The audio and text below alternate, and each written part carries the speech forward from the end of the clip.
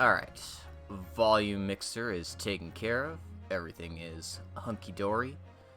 Good evening everyone, and welcome to another episode of The Legend of Heroes, Trails of Cold... This isn't Trails of Cold Steel, what the fuck are you talking about, buddy? I know you just woke up, but like, get your head in the game. Welcome to The Great Ace Attorney Chronicles. It is me, your host, Logic Blade, and I hope you're all excited for case number 2. That's what I meant. I don't know why I have Cold Steel on the brain. Probably because I was just playing Cold Steel music. In any case, got my beverage ready. I've got me ready. Let's just do a quick recap. Last time around, we finished up the very first trial. Our hero, Naruhodo Ryunosuke, managed to successfully defend himself in court after being accused of murder for picking up a gun at a crime scene. Well, it didn't turn into a crime scene until he picked up the gun, but hey, that was all part of Miss Giselle Brett's evil plan.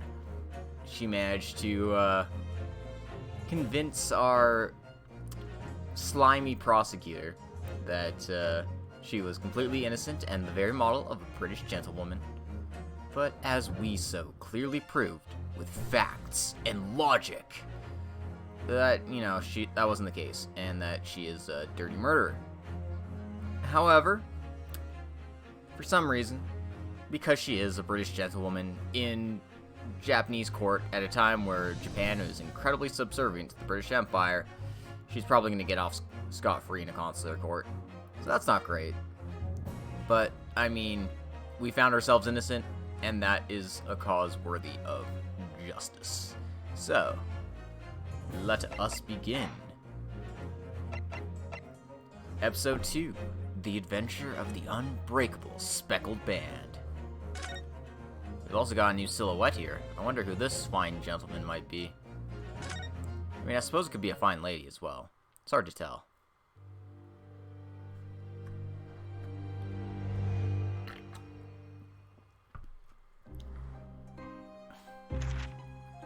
In a corner of that small, dark room, Sholmes and I waited with bated breath. Oh shit, Sholmes is in this case? There came from the ventilator a hiss and a soft, almost growl-like sound. Suddenly, Sholmes sprang into action, lashing furiously with his cane at a point in the darkness. "You see it, Wilson?" he yelled, his tense voice reverberating through the air. I raised my dark lantern's shutter, and the room slowly came into view. Sholmes was staring intently at one particular corner when he started whispering to me. The victim's most perplexing final words. The speckled band. I believe this is the terrible coil to which she referred, Wilson. In front of us was an enormous adder, its fangs bared as it threatened to strike. It truly was the most terrible speckled band I had ever seen. Fun fact, the case of the speckled band was Sherlock's Holmes case. Not that I'm much of a mystery reader myself, but I'm aware of that much at least. Ooh, case 2, let's go. Hey Lenny, welcome to the early morning stream. I don't usually do this, I have to admit. Let us unravel this mystery and discover what events led to this curious murder. Pray, do excuse me. The cabin door was bolted from the inside when the man was killed. No marks to suggest the bolt was tampered with in any way. So, this would appear to be a locked room mystery. In his final moments, the victim scrawled a message on the floor. I love this guy already. Almost certainly with the ink from this upset bottle. A Russian word. So the victim was a Russian man then. And the letters are well formed, suggesting he was compos mentis at the time. This is a most extraordinary script. And evidently not penned by the same hand as this message. In fact, I deduce it was written by someone of a different nationality.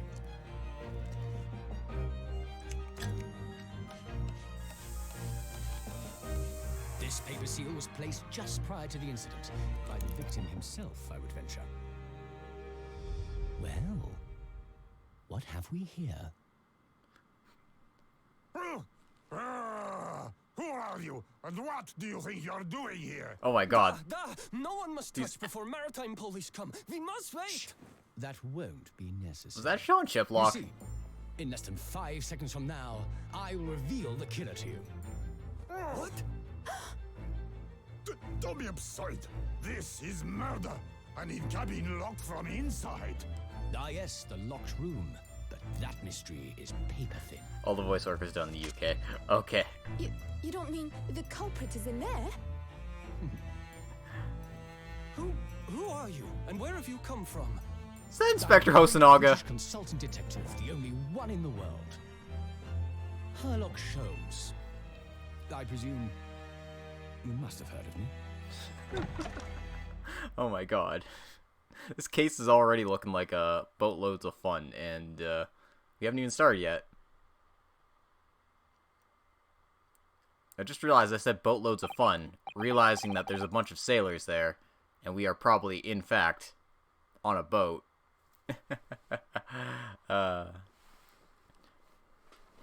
It's a sea of craziness.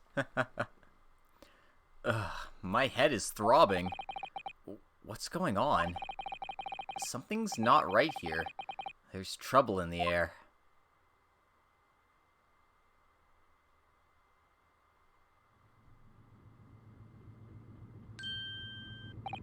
Wait, I can't move. Ah, what the? Why am I in handcuffs? So you wake up now, Oh, this guy. We had to drag you out of the wardrobe. I do not believe how you could not wake up. You are a true, cold-blooded man. You... You found me then. Da, we found you. And now you pay. Criminal. How long are you hiding in that tiny wardrobe, Sorry. Now you have been found. It is time to admit your crimes. Unless you want to find out how cold the ocean is, No, I'll tell you everything. There's only one thing I'd like to know from you. Isn't that... Oh. Why did you do it? Why did you take his life? Miss Susato? Wait. What did you just say? Take his life?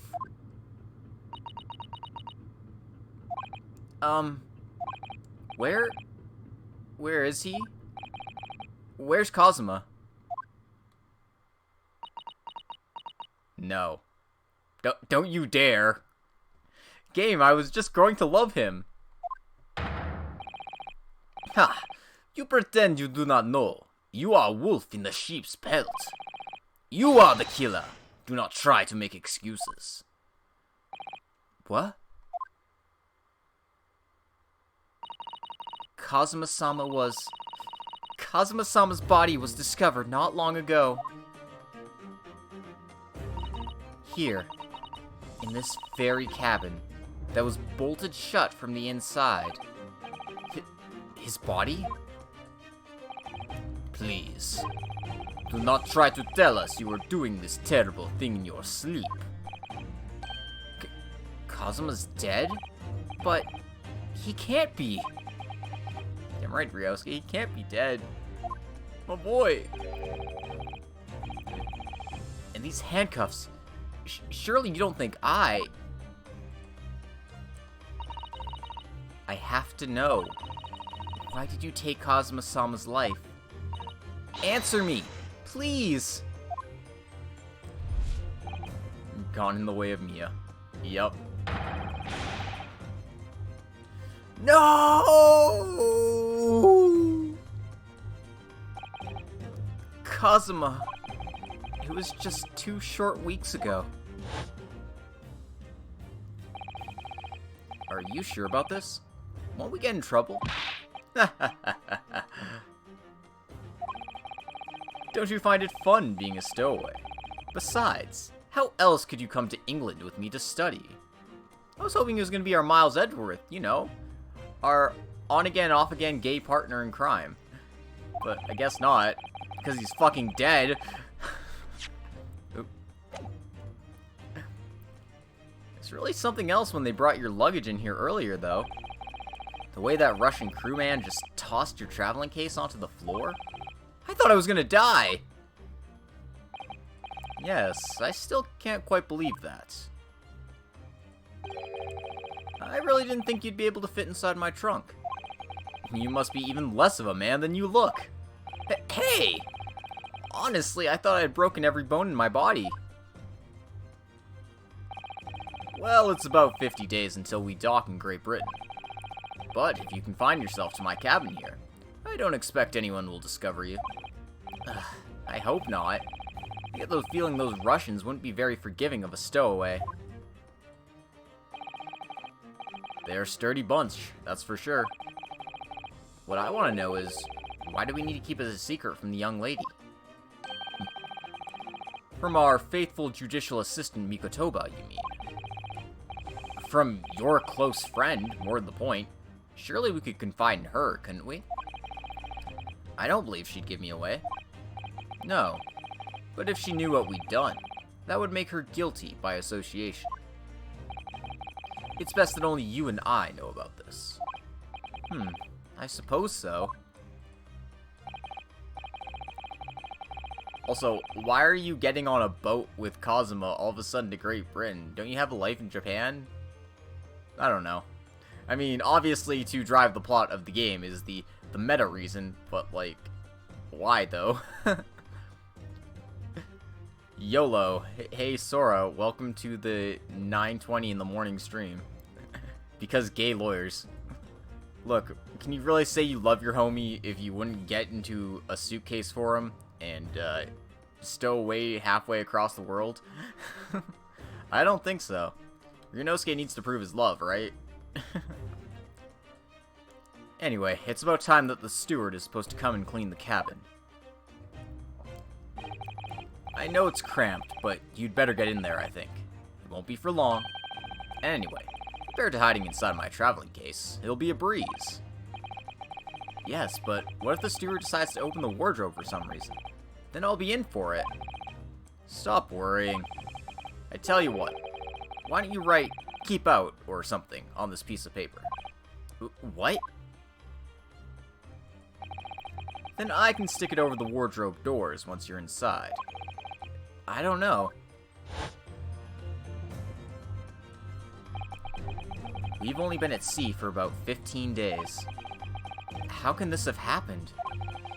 We were supposed to be going on this adventure to England together. Oh man, they're hella gay. We leave you at next port. Stay quiet until then. Don't make more trouble for yourself. Murderer. No, I'm not a murderer. Duh. You said before. You said you admit everything about your crimes. No, that's not right. I mean, yes, I did stow away on the ship, but murdering my best friend? No one else could have done it. Admit the truth.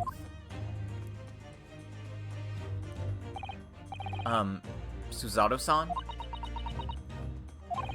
Please, tell me what happened. I need to know. Very well. But there is something I would like to ask of you, too. Those eyes. She looks like she's ready to destroy me. This nightmare is getting worse by the minute. I suppose all I can do is try to find out what really happened. Alright, let's ask about Kazuma's death first and foremost. He really has been killed, hasn't he? This isn't just a bad dream? And these handcuffs, they think I did it? They think I'm Kazuma's killer? When they found him, the cabin was locked from the inside. What do you mean? There's no access to the cabin via a porthole window, and the bolt on the door can't be operated from outside. In other words, after the crime, the culprit couldn't have escaped these four walls. What? Or, to put it another way, the culprit can only have been somebody inside this cabin. Or do you have some other explanation? This is impossible. How did he die then? What happened exactly? Are you still going to deny the charge, even despite the circumstances? Please, Susato-san, you have to tell me.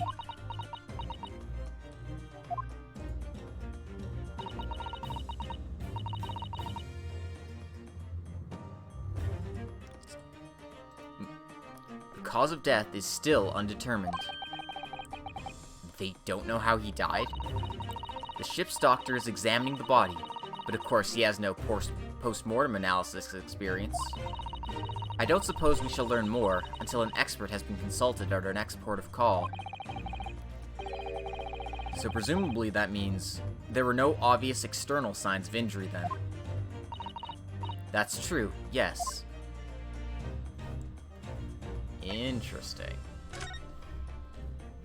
But also, god damn it, my boy, we gotta find out who did this to you and make them pay. Can't anyone tell me what actually happened here in this cabin? I don't understand it. Why would anyone want to kill Kazuma? Presumably that's something you know the answer to better than anyone. Please. Whatever you say, you were here in the cabin after all. Well, yes, I was, but... He would always wake before dawn and do his training first thing in the morning.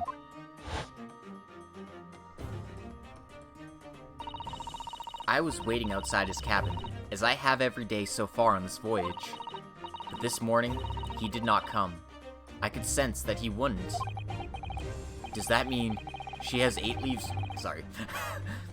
He was already dead when Susato-san arrived at his cabin door? I knocked, but there was no reply. Then I started to become worried, so I went to find a member of the crew. The crewman forced the cabin door open, and when we managed to get inside, there was Kazuma-sama, collapsed on the floor.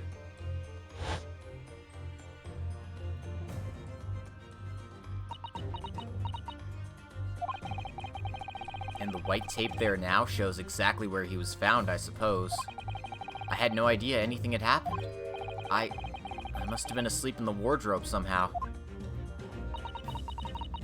I wish it wasn't the case, but that's just very hard to believe. This is all very hard to believe for me too, trust me. Now, I've told you everything that I know, so it's my turn to ask you a question. Yes, alright. My head feels so heavy. It's still throbbing like anything.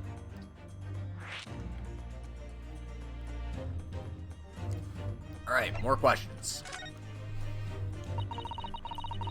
Why are you even on board the ship, Naruhodo-san? You said something before about being a stowaway, didn't you? Oh, yes. I'm afraid that's true. It's 2 weeks since we left Japan now, and I've been shut up in this cabin the entire time. I had no idea. But how could you have occupied Kazuma-sama's cabin for so long without him noticing? No, that would have been impossible, obviously. Yes, of course. Kazuma invited me. He wanted us to go to England together. He actually asked you? But why? I'm afraid I don't really know the reason myself. I don't understand. Kazuma, why do you want this? What's the real reason? Why go to such extreme lengths to smuggle me to England with you?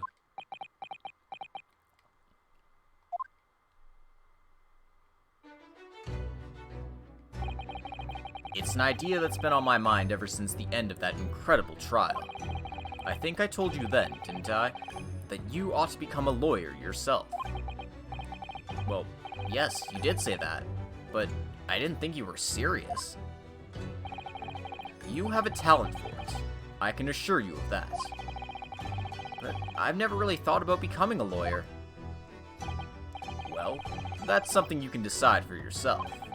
London is at the spearhead of cultural development, the center of the world in many ways. There can't be any harm in seeing such an important place with your own eyes, can there? Well, no, definitely not. But on a personal level, if you were to become a lawyer, then what? Nothing. Forget it. You can't just say cryptic shit like that and tell me to forget it, dude. Come on.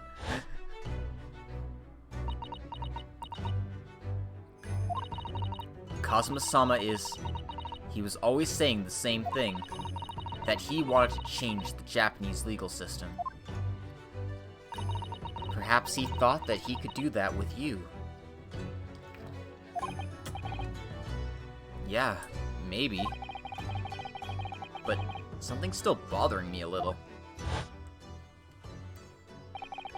The look in his eyes then. It was darker than I've ever seen it before. Suzato-san, I'm sorry that we kept it a secret from you. My stowing away on the ship, I mean. If I know Kazuma-sama, I expect he was trying to protect me, to avoid me becoming guilty by association. That's exactly right, yes. Word perfect, in fact.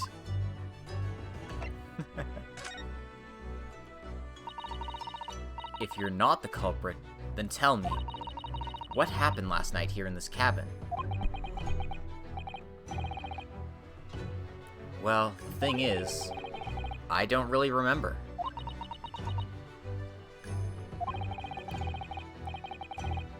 Kazuma brought me something to eat, just like he always does. Or always did. And then I got myself into that wardrobe over there, just like I always did. After that, I fell asleep. Well, yes. So deeply that you didn't even stir when Kazuma-sama was killed. Well, yes. I know it sounds unbelievable. Really, I do. But it's the truth. If only I'd woken up, then perhaps I wouldn't be in this predicament. And, for some reason, my head's still throbbing like anything. Really?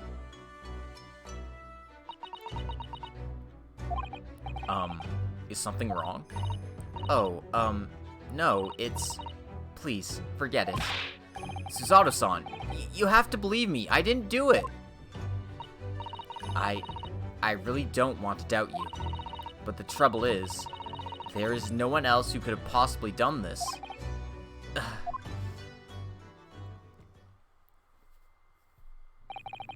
Kazuma, I don't understand. Why? Why did this have to happen?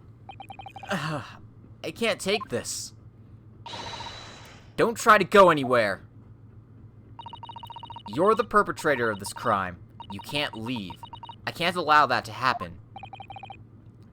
I'm sorry, but Kazuma was killed right under my nose here, and I didn't do anything to stop it. And now I'm supposed to just sit around, my hands tied, while whoever did this walks free? No, I can't allow that to happen.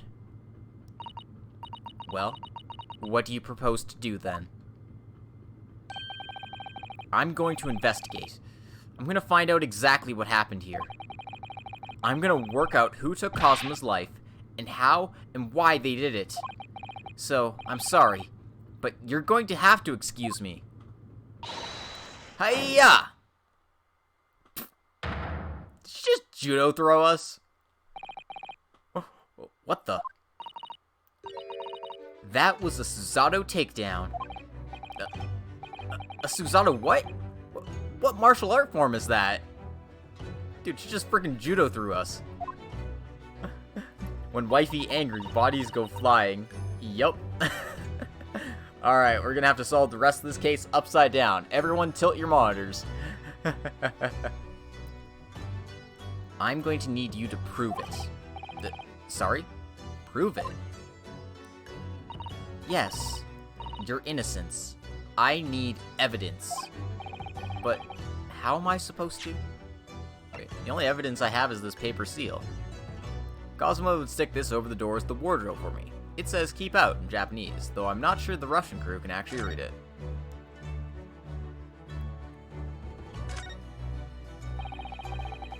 You can see the remnants of the glue we used to stick this over the wardrobe doors. Although it wasn't proper glue, of course. We didn't have any of that with us. So I pulverized some rice into a paste to use instead. To a stowaway like me, every single grain of rice represents precious rations. That's why I spread it as thinly as I possibly could. I couldn't bear to waste any. Damn. This is the paper seal I wrote for the wardrobe. I remember really working hard to make it, but I'll never forget how Cosmo reacted. Do you expect the Russian crew to be able to read that? He said. Still, I was sure people would get the idea, even if they couldn't read it, so we used it anyway. And it worked. I don't know if the crew thought it was creepy or what, but no one opened the doors.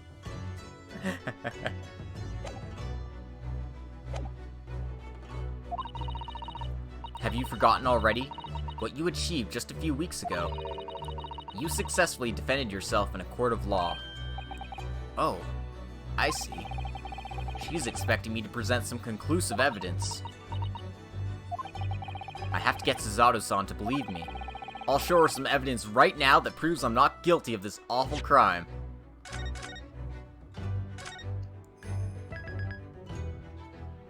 Alright, so let's pick the wrong answer first. Yes!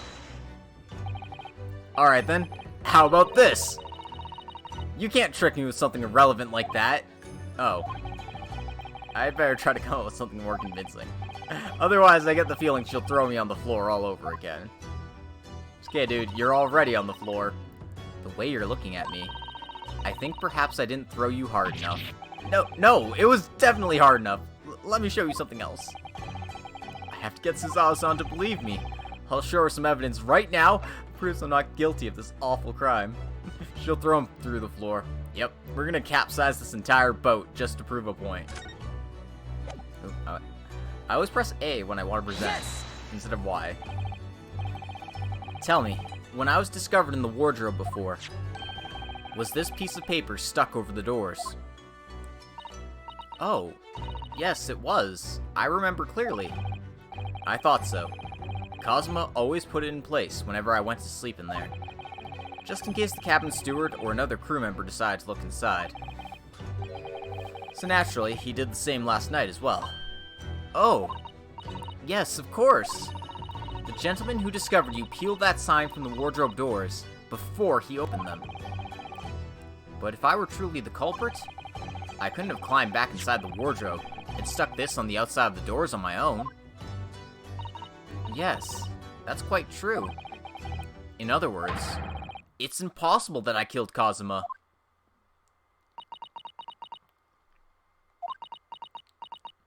I mean, facts and logic. Well, even if you are sprawled hopelessly on the floor, I can see why Kazuma-sama thought so highly of you. Thank you, Susato-san. Now, do you think you could help me up? It's kind of hard to get up when you're upside down and handcuffed. Well, in the light of that evidence, I don't see any reason why I should stop you from investigating in here at least. Thank you. So you finally believe me? I'm sorry. No. What? I'm not sure yet. I can't rule out the possibility that you used some sort of conjuring trick to put the sign back into position. What does she think I am, a magician? For now, I suggest you investigate as thoroughly as possible in here. I'll do the same. Alright, let's get to work, Susato-san. Please don't misunderstand me. I still have my doubts. Oh. I shall be watching you to make sure you do nothing that might disturb the crime scene. I wouldn't want you using your conjuring tricks to destroy evidence, for example. Right. Well, anyway, I should make a start on investigating in here. Examine everything I can. Kazuma, I swear, I will avenge your death. Alright. I'm in handcuffs and under house arrest by the crew, not to mention Suzato-san's constant glares. I think it's fair to say that I'm stuck in this cabin, for the time being at least. I should focus on investigating in here to see what I can find out. Alright, so we covered all the converse topics. I've got one thing to present to her. Suzato-san, about this. I'm sorry, Naruhodo-san, but we don't have time to waste on anything else. We must find clues. She looks serious. Really quite deadly serious. She might throw me through the floor if I try that again. Alright. Let us examine this gentleman here. Perhaps I should see what this Russian crewman makes of the scene of the crime. Excuse me? What? I was wondering how it's going. The investigation, I mean. Grandmother told me Japanese people do not make jokes. But it is not true, I see. Sorry? The criminal asking investigator for information about his crime. Very funny. Oh, it wasn't supposed to be a joke. He doesn't appear to be laughing either. He's convinced you're guilty. You might have useful information, though. I have to keep trying. So, last night, did you notice anything out of the ordinary at all? Yet. Of course not. Now, back to corner of room and make silent. I say no more to you. Did I hit a nerve? Just for a minute there. He seemed a little flustered. Oh dear, that won't do. Oh, what's the matter, Suzato-san? Whenever I'm examining things, I always find myself so focused I forget to look around properly. Oh yeah, that's not good. I don't suppose you're as foolish as me in that regard, are you, Naruhodo-san?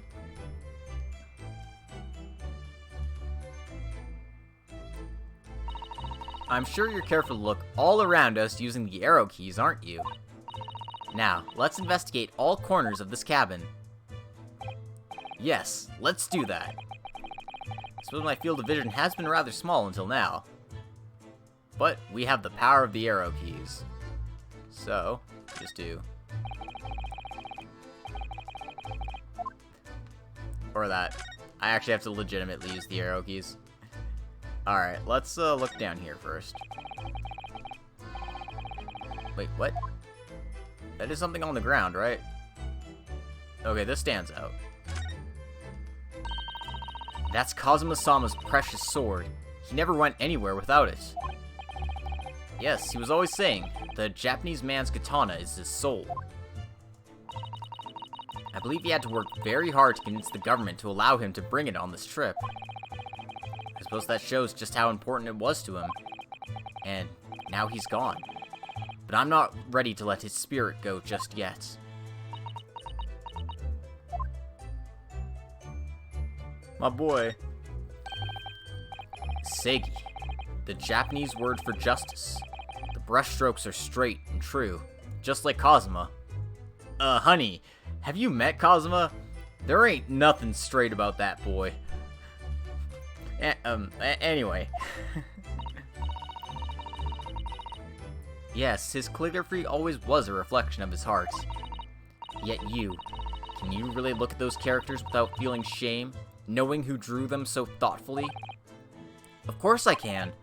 I mean, I'm innocent, so why shouldn't I be able to? A man's gotta have his sword to look cool for all the English girls. Hey love, check out my Japanese katana. Makes me look really fly, don't you think?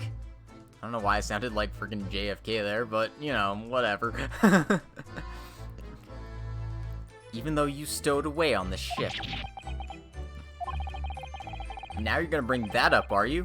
I can't win. Oh gosh, that sounds more like Australian. I know. I can't do British. I mean, I can do British, but only when I'm in a certain mood. And I can really only do, like, angry Brit. Where are my socks? Everything is awful.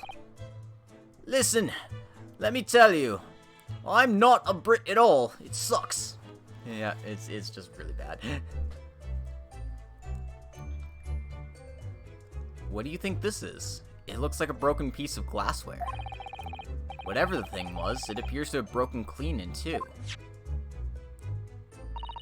The glass is such a beautiful color. It looks like a cute little Netsuke fastener for a kimono outfit. I'm not sure that sounds like Kazuma. He wouldn't have secretly carried a cute little trinket like this around him, would he? And the mark beside it. What is it, I wonder? It has a sort of brick-like hue. Yes, you're right. It is the color of brick, isn't it? Even though I don't see anything of the same color anywhere else in the cabin.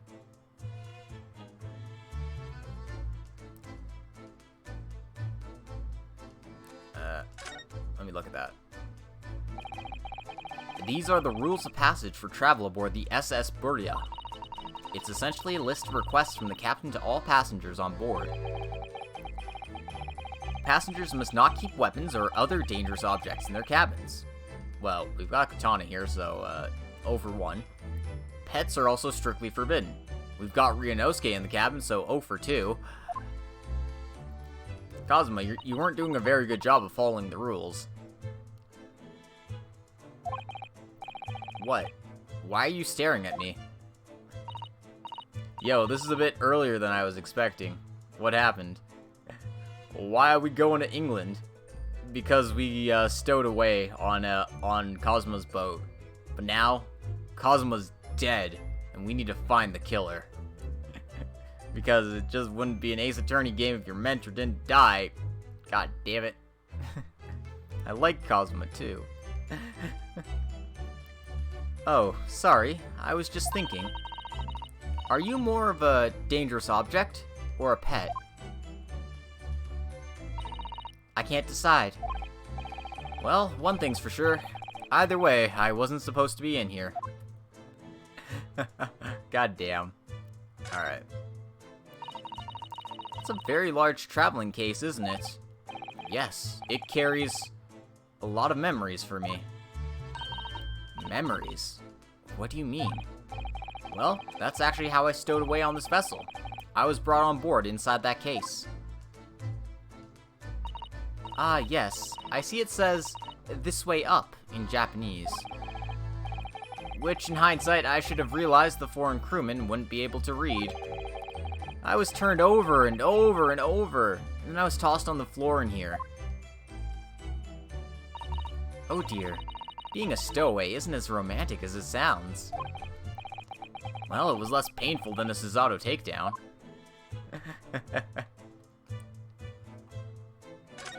I want to examine the stuff on here. There we go.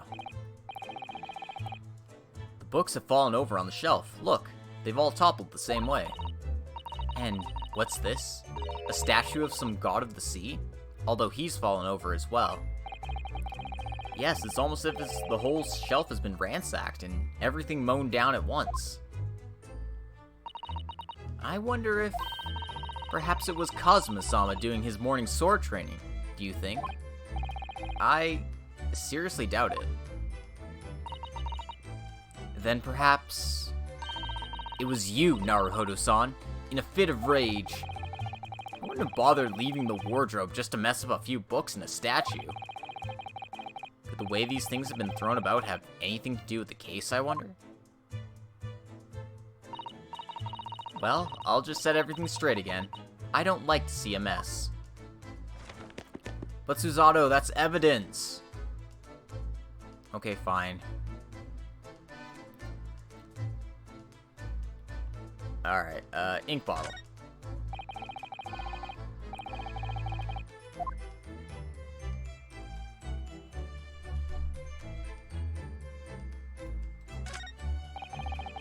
Okay, I guess it won't let me investigate ink bottle. Dude, you can't disturb the crime scene like that. I know, right? Well, she's Susato. Who the hell's gonna stop her? Certainly not Naruhodo in his handcuffs. And I mean, this sailor saw everything that's happened. He's like, oh, duh. Do not want to mess with Japanese lady. He's very bad for hearts. Or something like that. Did Kazuma write that before he died? It looks like it's written in ink. He must have knocked the ink pot from the desk when he collapsed on the floor. Then I suppose he wrote this message by dipping his finger into the spillage. Poor Kazuma-sama. No doubt he was in terrible pain. It's almost unbearable to imagine it. I suppose he was trying to leave some kind of a clue in his final moments, was he? Susato's just establishing her dominance. Anyone who dares challenge her gets the takedown. This time on WWE, it's Susato Mikatoba. Who will stand against her might? Oh my god, that's The Rock's music! No. I'm sorry, partner, but I can't read your writing. It clearly says Rapapepa Bole. I don't think that's Japanese, Naruhodo-san. What? Then what language is it? It pains me to admit it, but I don't know. It's not a foreign script I'm familiar with. What does it mean, I wonder? It's Russian. Alright.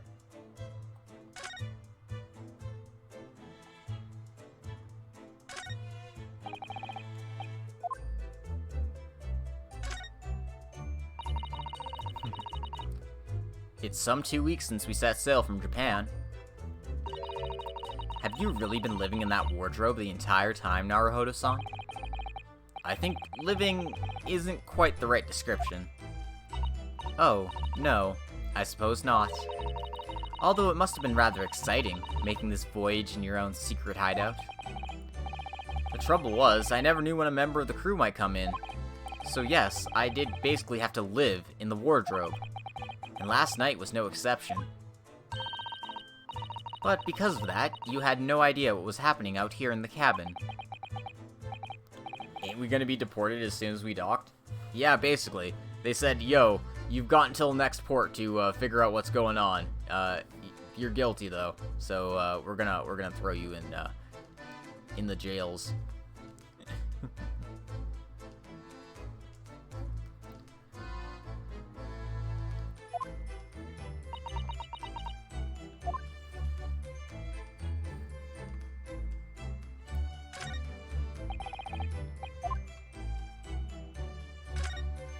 Alright. This is where dear Kazuma-san would have sat. Sorry. Dear Kazuma-sama would have sat whenever he was writing. London Diary. Poor Kazuma. He didn't even make it to his destination. It looks as though the last entry is incomplete. Which means... what? He was in the middle of writing it when the incident happened?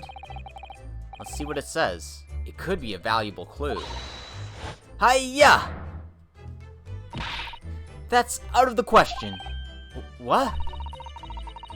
Kazuma-sama may have departed his world, but you must not read his private thoughts. But what if it's something important? Something relevant to the case? Alright, I won't read it. Oh. Poor Kazuma-sama. I don't like prying into people's personal matters either. But in this case, isn't the need for clues more important? Dead people have no rights. Technically they do. It's called bodily autonomy. They're supposed to be treated with the same respect in death that they were in life, but obviously that doesn't quite end up working in practice.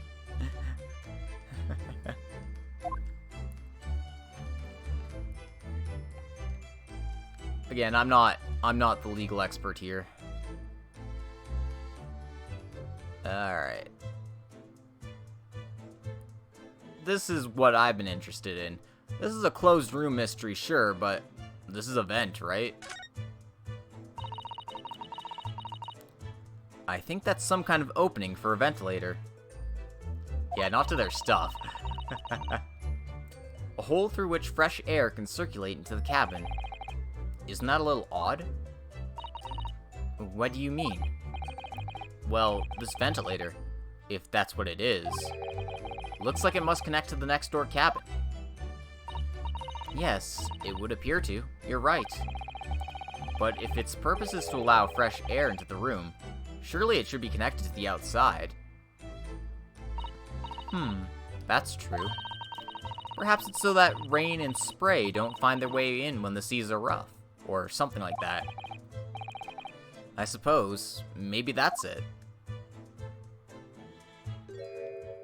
Excuse me. Where did you come from? Who's that? He wasn't there a minute ago. As far as I can tell, it looks like he might be European. Oh, how did he... You've noticed the man too, have you? I have no idea who he is or how he got in here, but he looks suspicious. And tall. Suspiciously tall. Naruhodo-san, don't tell me. Do you really not know who that is? Well, no. I don't have any foreign friends or acquaintances at all. He doesn't look like a member of the crew. There's something very unusual about him. And is he investigating Kazuma's desk, or is he just playing on it? I can't tell. Well, in that case, we simply must talk with him. Am I just imagining it, or does Susato-san look almost uncontrollably excited? By the way, I expect that you've noticed already, but just in case. If you press A on people when they're in the crosshairs, you can converse with them. Alright then, I'll get that suspiciously tall gentleman in my sights and see what he has to say for himself. Oh, please do.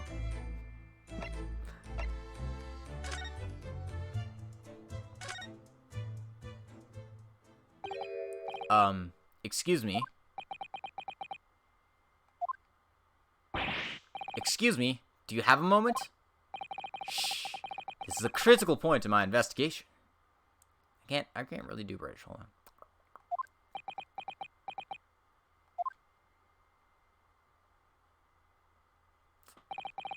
Maybe I should leave him alone. He seems a little unfriendly. Yes, perhaps that would be for the best. Greetings! I hope I haven't kept you long. What exactly were you doing on Kazuma's desk just now?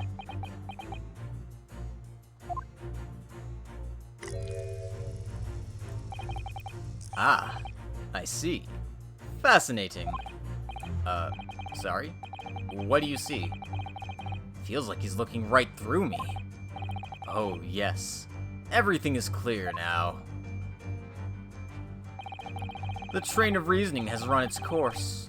My deductions have crystallized. You have been in Afghanistan, I perceive. Just recently returned, if I'm not mistaken. Dr. John Watson, we are not. Sorry? What? And now, whilst venturing towards foreign climes, you find yourself in a most troubling predicament. Oh, well, that's true at least. But how? How the deuce did I know that, perhaps? It was really a most elementary deduction, hardly worth explaining. Have you perhaps managed to deduce anything else? But of course, a great many things. There is no mystery, my dear madame. For example, you have fled your native land of Russia, being as you are a merciless revolutionary. You leave 16 victims of assassination in your wake, and now travel to England to blow up the Crystal Tower. And when the beribboned occupant of this very cabin discovered your identity, you ended his life too. Yes, I believe that summarizes the facts beautifully. No need to hide the truth now. Nothing deceives these eyes. Oh dang, do we look like commies? Certainly. Sherlock definitely loves his explaining. Just to be clear, you are talking about me, are you? Certainly I am. I will admit there's a lot of revolutionary insurrections in Russia right about now. Yep. Do you see another in this cabin who fits the bill? A Russian assassin with 16 victims to his name. I don't even see one person who fits the bill. I bet Susato could kill 16 trained assassins. So it's true. It was you who did this to Kazuma-sama. What? And you're plotting a revolution too? It's shameful behavior, Naruhodo-san. Absolutely wicked. No, listen, there's no way yeah! Damn. That's the third time we've been tossed. Now, explain yourself. Tell me everything. Listen, if I could kill, Susato would be a mass murderer with her glares. Oh, yeah, for sure. This is ridiculous.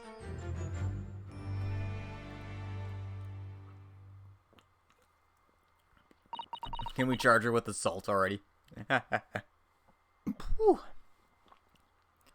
How could you do it? For pity's sake, open your eyes. I'm not a Russian revolutionary. Obviously. Oh, forgive me. And as for you, what kind of deduction was that? You were just saying the first thing that came into your head. Ah, but was I not right? Whilst venturing toward foreign climes, you do find yourself in a most troubling predicament, do you not? Well, yes, maybe. Ha! There you have it, you see. What do you make of that? Well, to be honest, this ship is en route to England, and I'm in handcuffs at the scene of a murder. So, I'm not really sure you could call it deduction. It's more plain observation. Indeed. An observation, my dear boy, is the basis of all deduction. My method is founded upon the observation of trifles, you see. I announce my findings with a brassy certitude. And more often than not, I'm right. I don't think you introduced yourself.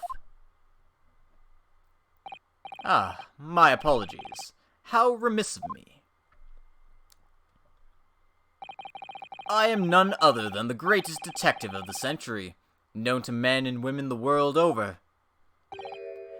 The inimitable Sherlock Sholmes. So, it's really you? The actual Sherlock Sholmes? The very same. The imitable, actual Sherlock Sholmes. Copyright. Yes. 100%. Do you know this man, Susato-san? The most famous detective in the world? Naruhodo-san! Of course I do! There's nobody who hasn't heard of him. What planet have I been living on, then? We must ask him what he's deduced. He will have worked out the entire case already, I'm sure. Really? Why do I feel uneasy about this? Sherlock Holmes is public domain now. They could have just used his actual name. Maybe, but I'm sure they didn't want to kick up a fuss with the Doyle estate. Anyway, I'm gonna make a save here.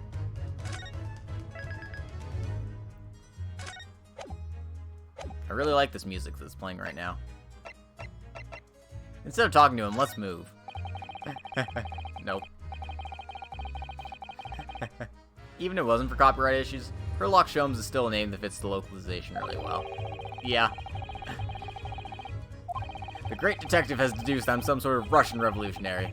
my chances of getting out of this cabin are slim at best. At least for the time being, anyway.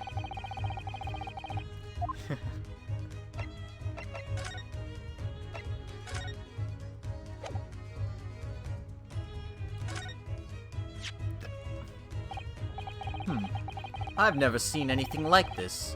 Most extraordinary writing. You said the same earlier this morning, I think. Indeed. But its uncommonness is so remarkable. I felt the need to say it anew. Yes, I do believe. These characters may be a crude attempt at a Japanese script. What? Mr. Naruhodo, I don't like to be the one to tell you this, but I think Mr. Sholmes is trying to say that your handwriting is a little untidy. Is he making fun of me?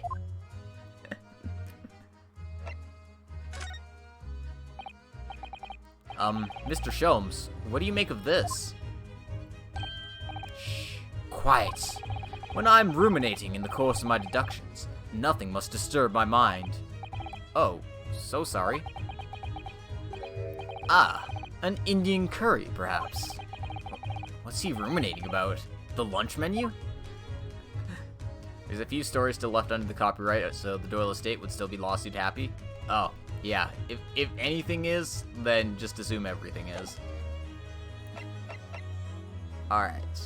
Let's go ahead and talk with our great detective here. So, you're a great detective, are you? Sorry, what was your name again? Indeed. I am none other than the one and only Herlock Sholmes. Oh, I see. You're German. Herlock, was it? No, I have no air. I mean, I have hair. Please, call me Sholmes. You can read all about my exploits in this exciting London publication. Oh yes, Rants magazines, full of wonderful short stories and interest articles from Great Britain. I never miss an issue. I have it sent from England especially. Ah, yes, here it is. The Adventures of Herlock Sholmes. So, you're the protagonist in a series of short stories, then? Indeed I am. And you've read so many of your own stories you've started to think you really are a detective? Make no mistake, I'm not the poor, deluded fellow you take me for. Your inference is backward. Backward? My trusty biographer records my greatest detecting achievements and chronicles them in the magazine. You have a biographer? Do you? Doesn't everyone? Mine goes by the name of Dr. Wilson, presently keeping shop in London. Dr. Wilson? I must say, thanks to that publication, I've been fantastically busy of late. Why, this very moment, I am returning from Asia, having solved the mystery of a cursed royal crown. Really? I can't work out whether I should take this man seriously or not. Deduction, you see, is to me a science, logical reasoning in its purest form. A science? Really? The astute observer noticed even the most subtle of reactions in his subject. A furtive glance, a twitch of a muscle, a slight inclination of the posture. Fingernails, arm sleeves, furrows in the skin, all these things are data. Right. And the trained logician makes deductions from this data in the blink of an eye. The ultimate conclusion is, without fail, the truth. As I demonstrated only a few short moments ago. He looked me in the eye and claimed that. So you see, I have a turn both for observation and for deduction. And fame. That is what makes me the one and only Herlock Sholmes. Damn, I'm getting a lot of spam bots today.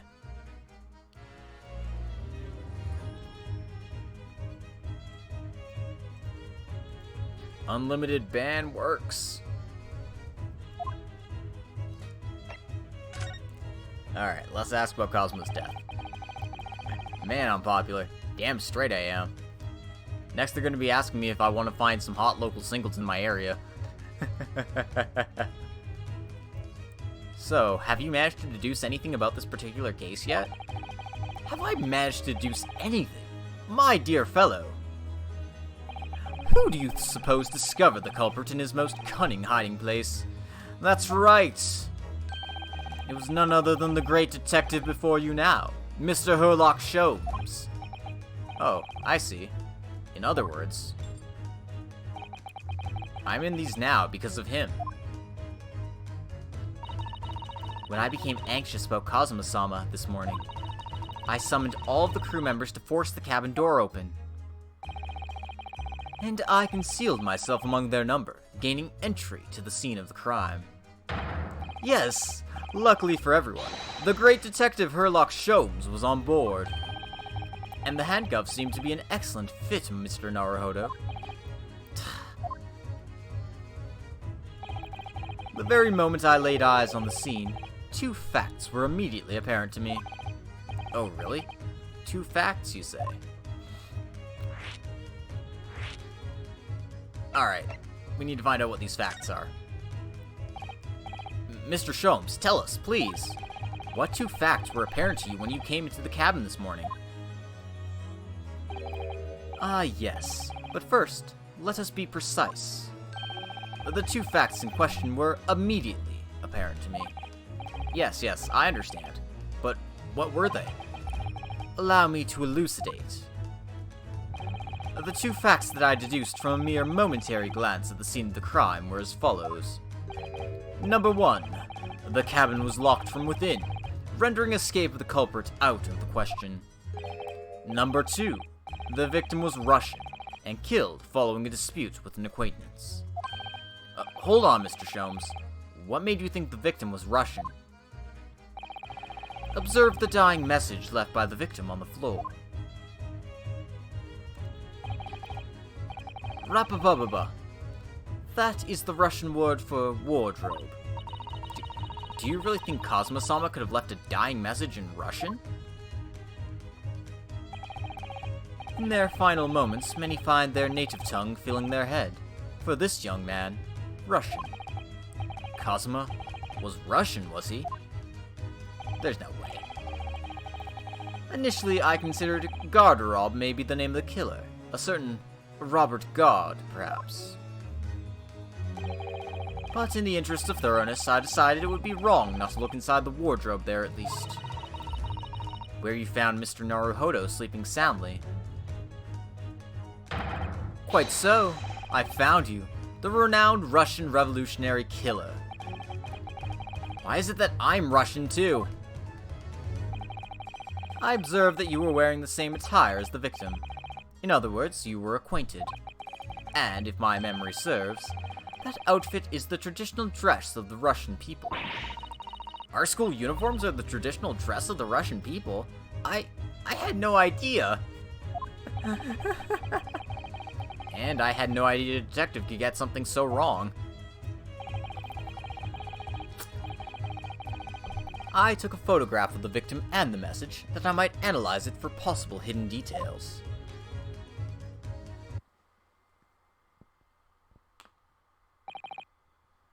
This was taken immediately after the young man was discovered, before the body was removed. Yes, Kazuma had already been taken away when I woke up. This is the first time I've actually seen him like this. Well, I don't see any wounds on him. Did he, like, get poisoned? Is this Giselle Brett coming to strike back? Certainly hope not. Are you alright, Mr. Naruhodo? Oh, yeah, thank you. The photograph of the crime scene has been entered into the court record. Can I ask you something, Mr. Sholmes? What, pray? You mentioned Russia before as well, didn't you? You know, when you said I was a fearsome revolutionary fleeing from Russia and all of that. Ah, yes. That train of reasoning that led me to the truth. Would you mind explaining that train of reasoning to me, do you think? Koneho! I can't pronounce Russian, I'm sorry. Certainly, if it interests you. How many I'm not Russian, and I don't speak Russian.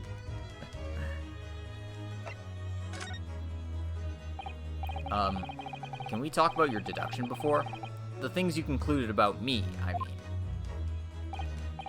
Ah, the now famously accurate, troubling predicament you find yourself in. Actually, it was the other details that I was more hoping to discuss. You know, the merciless Russian revolutionary and assassin of 16 part. Ah, yes, the more sordid details. It was a fairly commonplace deduction. Here we have this morning's paper. The main headline reads, "A revolutionary Villain Bolshevik flees Russia via Shanghai." This vessel made a port call in Shanghai yesterday, and last night, the young Russian was murdered. Since when was Cosmo a Russian? Sounds like Mr. Sholmes has concluded he was Russian because of what Cosmo-sama wrote on the floor. It was a simple act of reasoning to realize that the culprit of this crime was the same merciless revolutionary. One who had killed the very man who helped him to escape after his true identity was discovered. Yes, you, Villain Bolshevik. Is this dude's name really just Villain Bolshevik? Really? That's terrible. I love it. Maybe Cosmo was Russian the whole time and we never knew. Maybe he was a Villain Bolshevik the whole time. No. How could it be me? I don't look anything like this man. Just look at his face. Well, you are a fearsome revolutionary after all. The names are on point as always. Oh, for sure. Therefore, you have no doubt learned to revolutionize your appearance as well. Please. And, I might add, your name does not appear on the ship's passenger list. Need I say more? Well, that's because I'm a stowaway. What about the other details? The 16 victims of assassination and blowing up the Crystal Tower. Ah, yes. The journalist clearly interviewed the man and printed all those particulars in the article. We stowed away because Cosmo asked us to. And, as a good bottom, we do everything our top tells us to do. I don't actually know the reason why he thought it was a good idea, but, you know, we're here now. The deeds the man has perpetrated thus far, and those he is plotting. Yes, everything about this revolutionary Bolshevik was included. There can be no mistake. You couldn't have got us better accommodations beyond a closet? Nope. Closet life is the life for us. Because we're in Japan in the 1900s, now in a boat in the 1900s. Clearly, the only place for gay people is the closet. God, I am sorry I said that out loud. Oh, man. If it's for Cosmo, Ryunosuke enjoys the closet. Do revolutionaries usually agree to interviews with newspaper reporters, I wonder? And what about the part where you said I was just returning from Afghanistan? Also quite clearly stated here in the article. Bolshevik is recently returned after a period of subversive activities in a war-torn region of Afghanistan. Where even is it, anyway? This Afghanistan place. Jeez, Naruhodo, study your geography, my dude. Here, take this paper for yourself, as a little memento of this great deduction. Oh, thank you. I've absorbed all that is of interest to me within its pages, but I see no rubbish bin nearby. Alright. Well, we got new evidence for a court record, we might as well check that out. And you may find the article on the back page of interest as well. On the back. Cast your eye over it sometime if the interest takes you, though you may need someone to interpret. It's all written in Russian. I couldn't hope to read it. But I suppose it wouldn't hurt just to glance at the article. Maybe there might be a picture or two. Alright. So we have the crime scene photograph, of course. Cosmo still has his headband.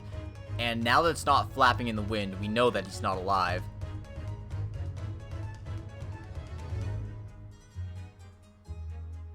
Did seem like he was trying to make another letter here.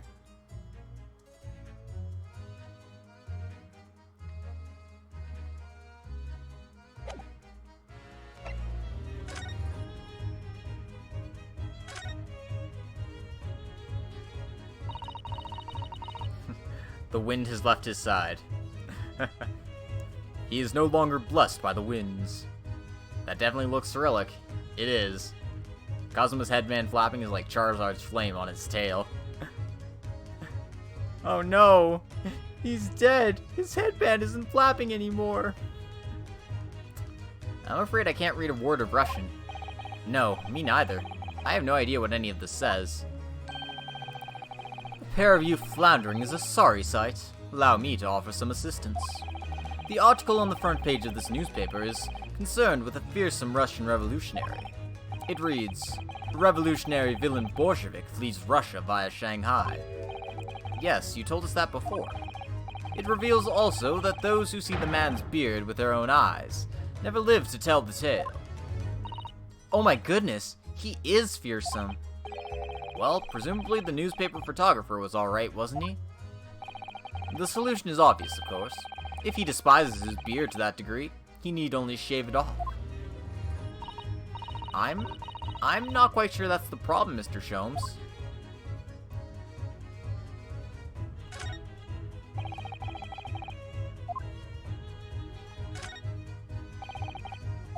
Oh, I want to see what all the other stuff on this says.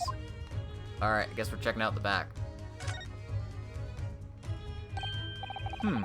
This is interesting. Have you found something relevant, Naruhodo-san? Well, no, I mean, it looks like it might be interesting. I can't read a single word, I'm afraid. No, nor can I. But look at this picture. Perhaps it's about a beautiful young Russian princess, do you think? She is very pretty, isn't she? I suppose you enjoy articles like this, do you? I don't know. I can't make any sense of it. Ah, I'm glad you've noticed this article. Ah! Allow me to give you a short summary of its contents. Oh, thank you. It pops up everywhere, this Mr. Sholmes. It's about the disappearance of a young lady last night. Renowned prima ballerina of the Novovich Ballet disappears from Shanghai. During a performance in Shanghai, the famous dancer was reported missing. She is, of course, the talented young Nicolina Pavlova. Why are Russian names so hard to remember? It would appear the woman was in costume when she was found to be missing from her dressing room, wearing the diamond tiara you see pictured, which is worth some 20,000 rubles. Oh, how much is 20,000 rubles? I have no idea, but I'm quite sure it must be an unbelievable sum of money. Suzawa-san's eyes are shining like diamonds themselves. The tiara is the property of the Novovich Ballet. It would seem that the director is beside herself with worry. Yes, I'm not surprised. The company is most anxious to recover both Miss Pavlova and the valuable tiara. They've requested international assistance at all ports with sailings to Great Britain. Could this be another case of a Russian fleeing his or her country? It does seem to be the Russian thing to do. Naruhodo, that's racist. I'm not even going to dignify that with a response, Mr. Naruhodo. Alright, so that article's in our court record too.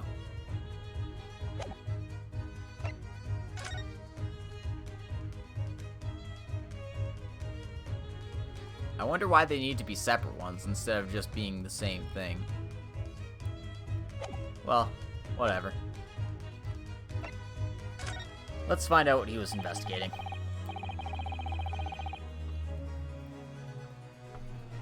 Before we started talking, you were examining Cosmo's desk, weren't you?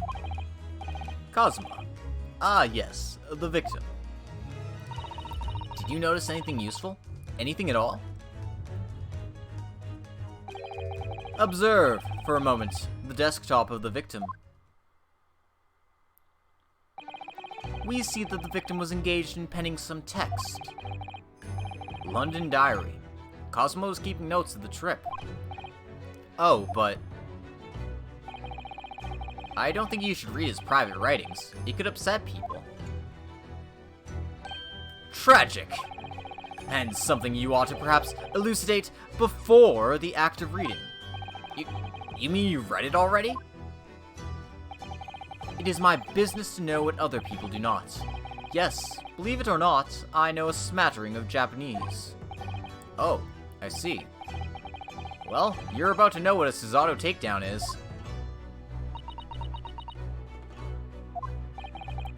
Susato-san? Aren't you gonna throw the detective with one of your trademark takedowns? I'm sorry, Naruhodo-san. What on earth do you mean? Life is so unfair. Oh, man. Anyway, to return to the matter at hand, namely, this diary belonging to the victim. It would appear that the final sentence is incomplete, as if the author were cut short. Tell me, what is the nature of the writing? Pray be precise as to details. Oh, but I thought you knew Japanese.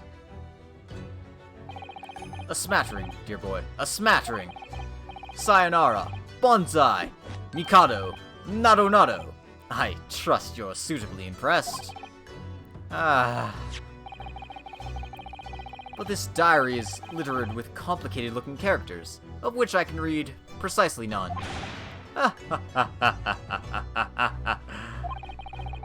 So, what was all that showing off about before then? If you would be so kind as to show me, I would be happy to read it to you, Mr. Sholmes. I'm much obliged, my dear madame.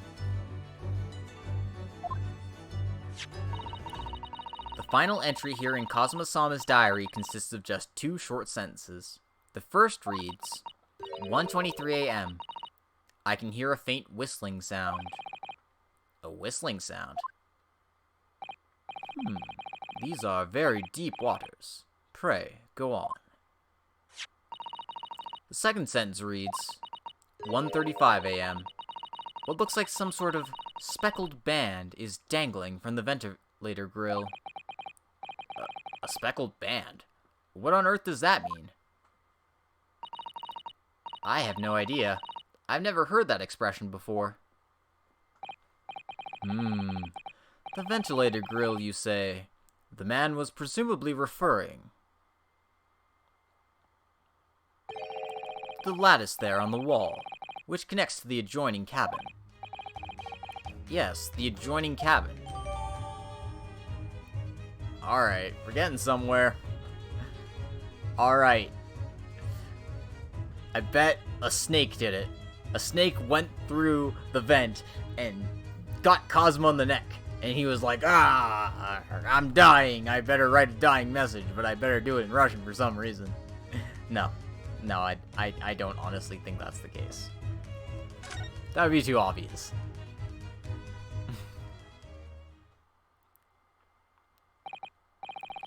So, I believe I've given you enough to consider for the time being at least. Oh, do you have somewhere to go? As it happens, the victim's writings in his diary have piqued my interest. The matter warrants further investigation, I believe. And if I am still too long, the seasickness takes hold. Oh, I suppose. You're thinking of investigating the cabin next door, which the ventilator connects to?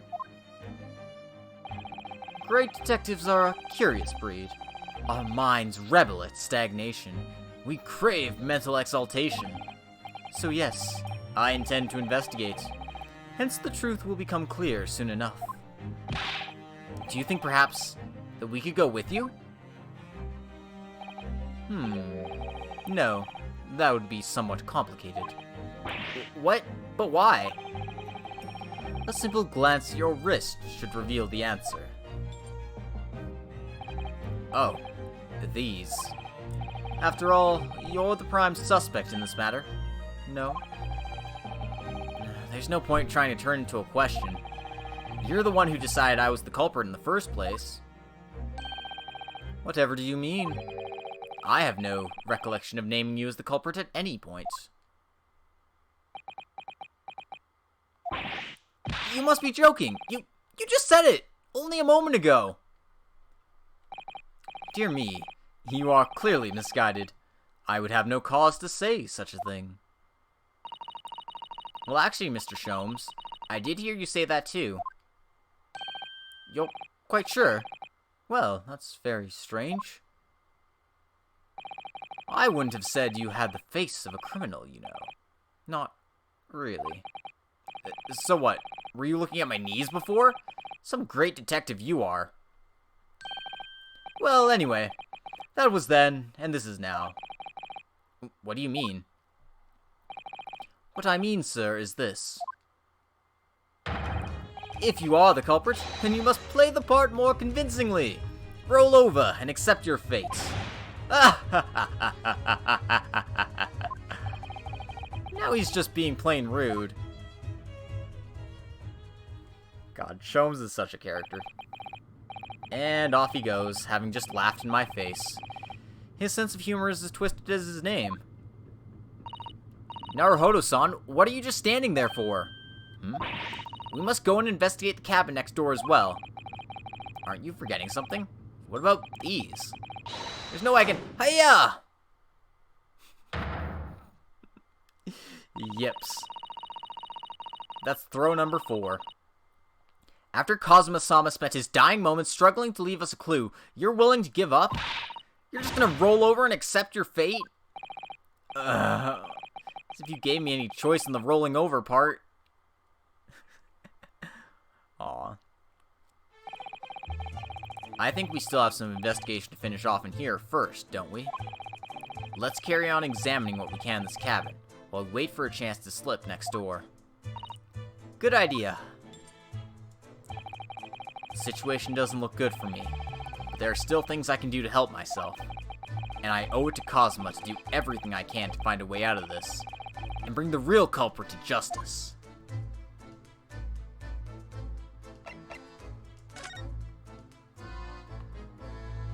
I don't think I got to examine this before. That's my dinner from last night. A roast chicken. It was really tasty. Yes, it was very delicious, wasn't it? But, did you eat it on the floor here? I'm not a dog, Suzato-san. I ate it at the table, of course. Which begs the question of when and how the plate ended up on the floor. But Kazuma-sama didn't like chicken at all, did he? No, that's right. So he didn't touch it. Which meant all the more for me. Oh no. Does that mean poor Kazuma-sama spent his last night on Earth with an empty belly? It's just too horrible. Now I suddenly have a guilty conscience and an achy stomach.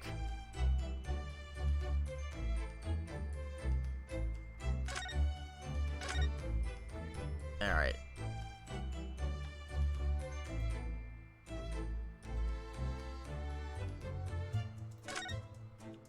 For some reason it wouldn't let me get into that little corner there. I had to use my mouse.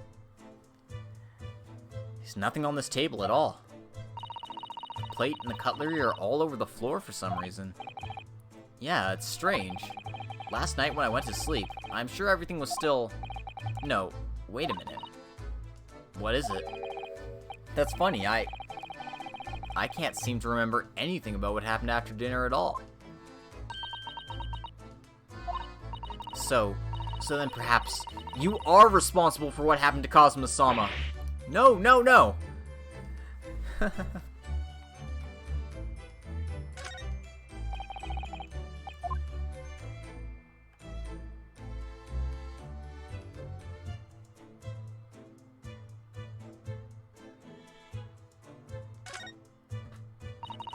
When I went for help and the crewman forced the door open,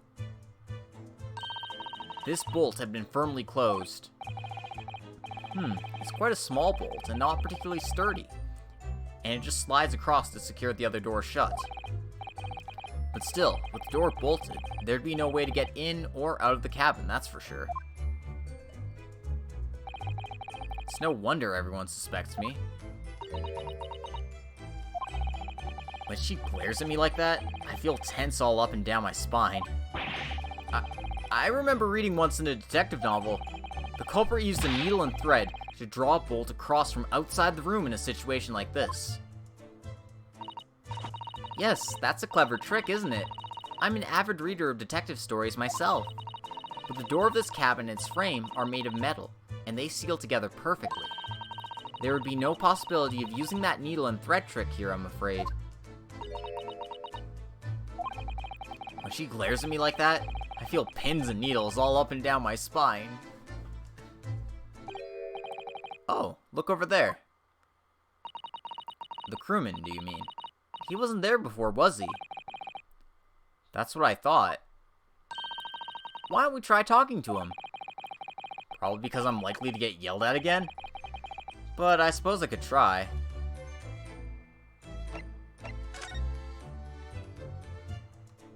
Alright, have I seen everything in here? Because this looks new. This is where dear Kazuma-sama would have sat wherever he's writing. London Diary. Poor Kazuma. He didn't even make it to his destination. The last entry that he made is such a mystery. 1:23 a.m. I can hear a faint whistling sound.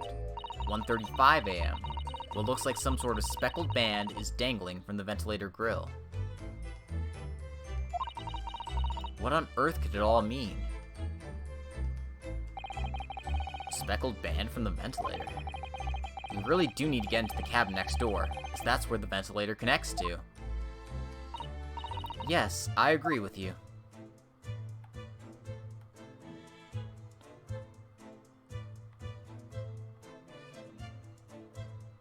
Alright, let's talk to this guy.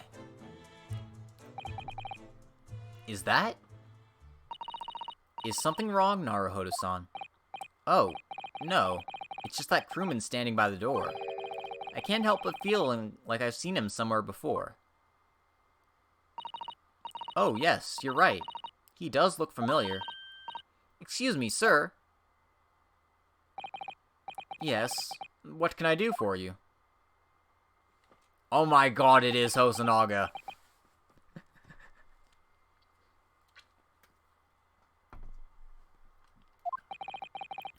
I recognize that face, but it can't be. Oh god, it is. It is! I didn't know you were here, Inspector Hosonaga.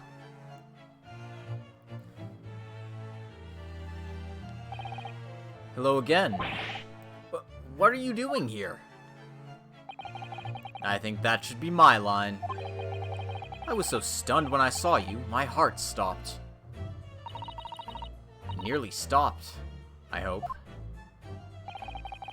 I received some special orders to go undercover as a member of this crew and board the ship. Again? You certainly seem to enjoy undercover work, Inspector. If there's anything I can do to help you, please ask. I never expected to see this man on board, but perhaps his presence can help me out of this hopeless situation. Oh, what the fuck is right? Like, my buddy, what the hell is he doing here? Can't just roll over and accept my fate. I have to find a way out of this cabin. If I'm gonna turn this desperate situation around somehow, then the inspector in front of me is my only chance.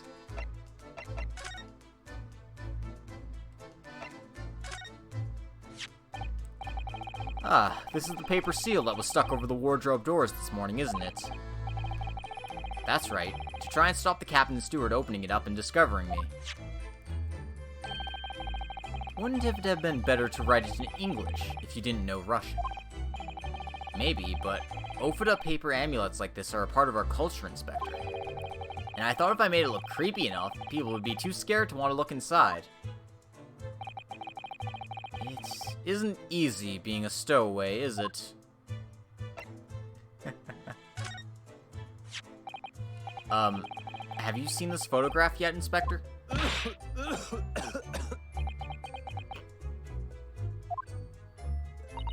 Oh dear. Are you alright, Inspector? Yes, sorry. I'm fine. I was hoping to hide my upset with a fit of coughing and spluttering. I'm usually very good at it. But trying to stifle my feelings seemed to have stifled my cough this time. It's all so sad. Asogi-san was such a promising young man. The Empire had such high hopes for him. Excuse me, what's with this expression, my dude? I had such high hopes for him, even though I'm just a detective. We're all gonna miss you, Kazuma. Hosonaga, why would you kill Asogi like that?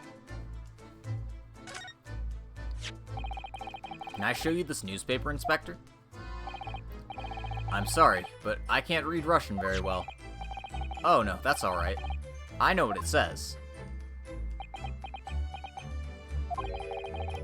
So, you just want to point out your university-level linguistic talents, is that it? Sorry? Nothing like me with my regular schooling. You're something much greater. Is that what you were trying to say? Sorry, forget I mentioned it.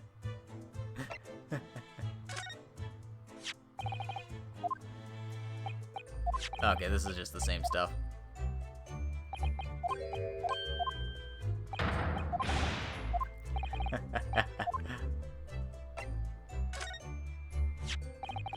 What's that? It's Kazuma's diary. Just before he died, Kazuma-sama wrote something rather strange in his diary. Strange? In what way? He wrote, "What looks like some kind of speckled band is dangling from the ventilator grill." A speckled band? That is strange. Yes, we're still trying to work out what he meant by that. But what I'd like to know is... Don't tell me. The ventilator, is it? You're very astute, Inspector. That ventilator clearly joins to the next door cabin. That's right. So we can investigate in there. We might be able to work out what the speckled band was.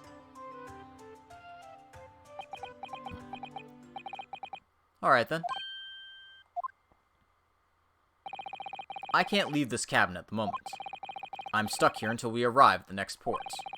The captain has given me strict orders to guard the scene of the crime, you see. I'll have to entrust the investigation to you. Really? You're willing to do that? Yes, as long as you don't leave the first-class cabin area. I'm afraid I can't remove those handcuffs, though. But what about the captain? Aren't you going against his direct orders? I'm a man of my word. And I promise you that I'll lay my life on the line if that's what it takes to convince the captain. After all, I failed to keep Asogi-san safe. This is the least I can do. Thank you. Let's seize the moment then, Naruhodo-san. Just select move, and we can leave this cabin at last. Move. Alright, let's see what we can find out. Well, we haven't even talked to the guy yet, so... Let's find out why Mr. Hosonaga is here in the first place.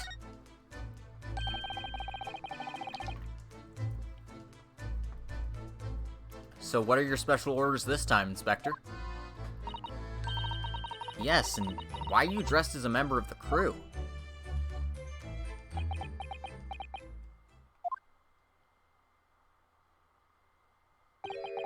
I'm so sorry. This is all my fault. I take full responsibility. For what? My orders were to act as Asogi-san's bodyguard. It was Minister of Justice Jigoku who pushed for this overseas study tour to go ahead. And he entrusted me with ensuring that Asogi-san reached Great Britain without being assassinated. Assassinated? How could that have even been a possibility? I'm not sure, but These are complicated times. There are tensions between the world's greatest powers. Minister Jigoku said we should be prepared for all eventualities. This is incredible. I don't believe it. Kazuma-sama was assassinated? Obviously, we can give Asogi-san a visible security escort. Which is why I'm undercover now, posing as one of the crew. I see. And I didn't take my eyes off him the entire time we've been on board. From morning until night, every day. But I never imagined it would happen here, inside his own cabin, not here on the first-class deck.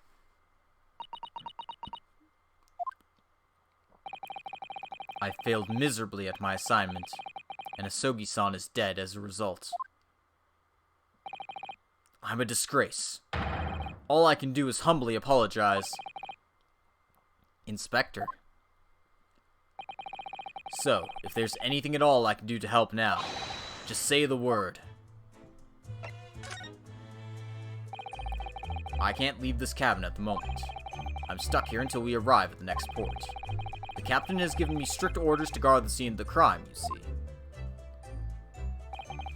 I'll have to entrust the investigation to you. Really? You're willing to do that? Yes, as long as you don't leave the first-class cabin area. I'm afraid I can't remove those handcuffs, though. Alright, we've seen this before. He's a man of his word.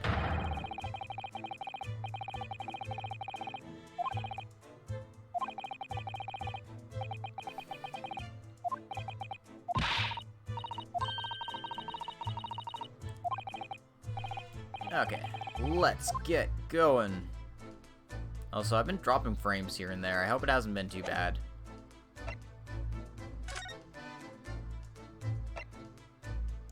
First and foremost, we must get out of this cabin.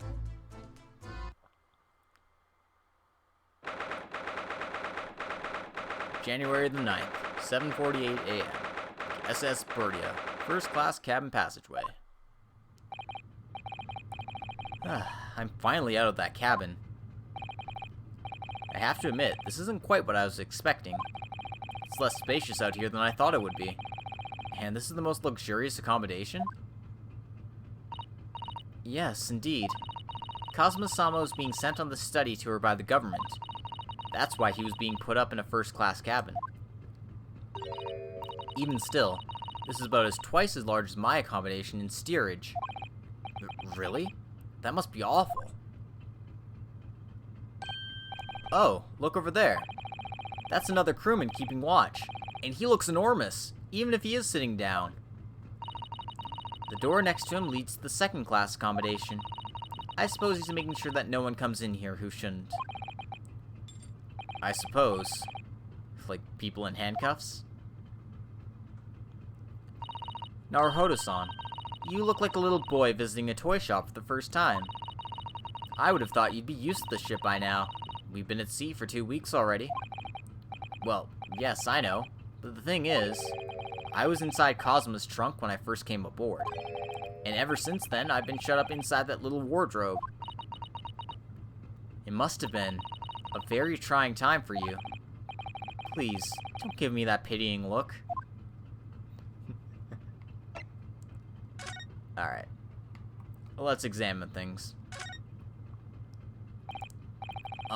Excuse me, but could I ask you something? He has a very weird tan line on his face. You little stowaway murderer! That wasn't a good start, was it? Alright, let me try instead. Good day, Mr. Sailor. I'm so sorry to trouble you, but could I perhaps ask something of you? You little third-class lady's maid. Oh. We seem to have caught the sailor on a bad day, Susato-san. I am not sailor. My mother gave me name. I am Senior...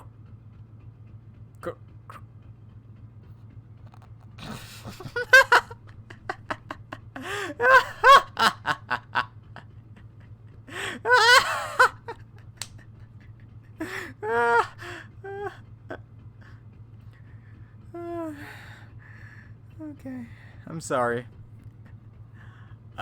Yeah, Susato being here is interesting. Like, she doesn't have a reason like Asogi does.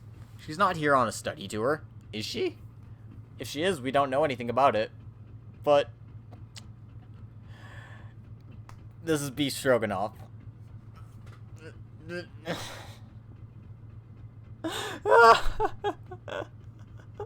Oh my god, help.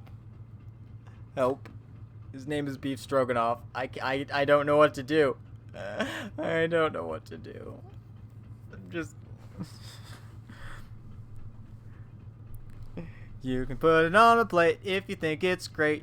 Beef Stroganoff. Do do do do do do do do. Beef Stroganoff. All right, let's continue. I am senior crewman, Beef Stroganoff. Woo. Best thing is just to avoid eye contact, I think. The Russian version. Yeah. Mr. Stroganoff, about this first-class cabin area. Here we are in the finest part of Buria steamship, for very important persons. What sort of very important persons? Government officials, kings and queens traveling in secret, many important persons. That is why I'm always guarding this place. Gosh, that's amazing. But somehow I let stupid Stowaway inside. I want to pick you up and throw you in ocean. But Stroganoff is not animal. Stroganoff is beef dish. I'm sorry. Thank you? If I may, I was wondering, is the cabin next to Mr. Urasogi's currently occupied? Yeah. Da. I don't know Cyrillic, but I understand da. Susato-san, did you understand that? It sounded like da. I think it's probably Russian for yes. Or no. Genius. It is not permitted to visit other cabins without invitation. Well, sounds like there's somebody in the next door cabin at least. Yes, it's tantalizing.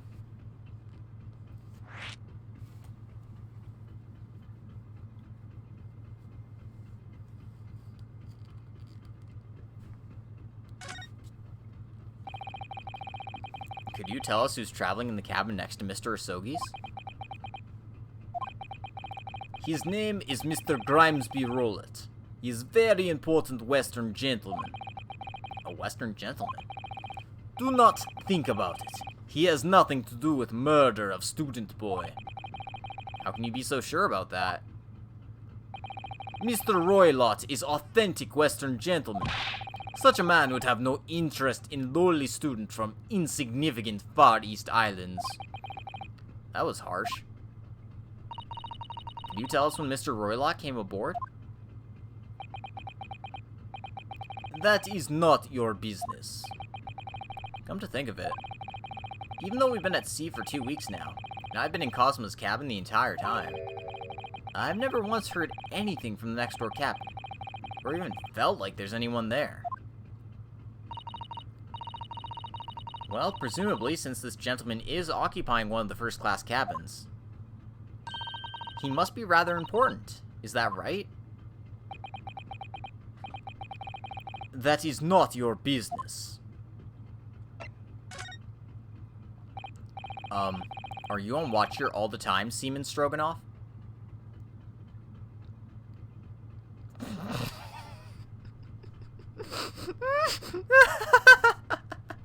Oh my god, help! Please! Da, all time. So criminals like you cannot come in, or get out. I wonder, could you tell us anything about last night at all? It is sad about student boy. Were you on watch last night as well? Of course. And did you notice anything at the time? Anything unusual? Hit! Suzawa-san? Do you understand that? It was clearly a no. I saw nothing unusual. Nothing at all. And you didn't hear any strange noises? Or sense anything was wrong in some way? I said no! Sorry. I'm not so sure. I could have sworn that he wouldn't catch my eye for a moment there. Yeah, he seems pretty sus. Never trust a dude named Beef Stroganoff. That is enough. I cannot say more now. Oh. It is time for me to report to Captain. You must return to cabin. Yes, alright. Bulkhead to second class area is staying locked at all times. You escape when the lobster whistles on top of the mountain. Or, as English say, when the pigs fly. Yes, I understand. Good. Now we can investigate this area properly, shall we? Definitely. Alright, let's get examining. That's the way to the second class area of the ship. Is something wrong? I was thinking about making a run for it, just for a moment. Things aren't exactly going well for me. I might be wrong, but I imagine the moment you reach for the handle of the door, that burly seaman would surely shoot you dead.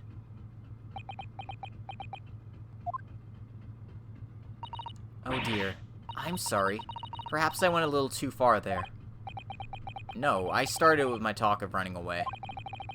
And there's no way I could run away while Cosmo's death remains a mystery anyway. That book on top of the table there really is huge. There's a pen with it, too. Yes, I'm sure that's the ship's log. Shall we have a little look through it? The writing is so neat and precise. Every detail about the voyage has been meticulously recorded. You wouldn't expect a rough and ready sailor to have such beautiful handwriting. Anyway, look here. Last night's log is mostly blank. Presumably that means there was nothing to report. Or that he wasn't able to report anything. This looks like a plan of the SS Burya. It shows each deck. Look. The Burya is a large-scale steamship with a triple-skinned hull. What a marvel of engineering. Well, it's been playing on my mind for a while now, actually, but how is it that such a huge lump of metal doesn't just sink to the bottom of the ocean? Oh, that's really quite simple, Naruhodo-san. It is? Well, considering the Japanese archipelago... Sorry. The islands of Japan? Yes, they're not metal, but they are enormous lumps of earth, many, many times larger than the ship. And they don't sink, do they? They've been floating happily on the sea since the gods created them. Well, I suppose so. Oh, I was expecting, like, an actual explanation about how buoyancy works, but, you know. That's fine, I guess. That light's off.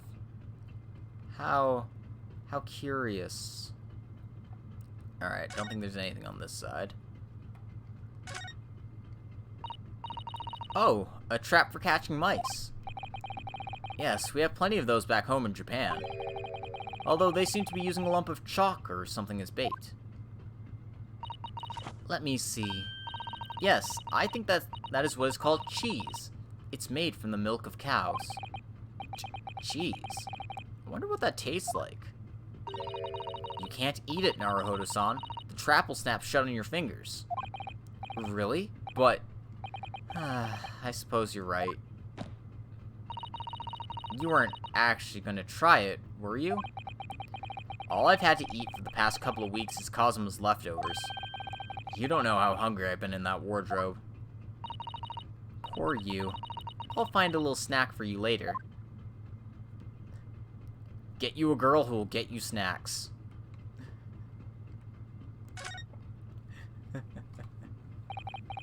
This is it. This is the cabin next to ours.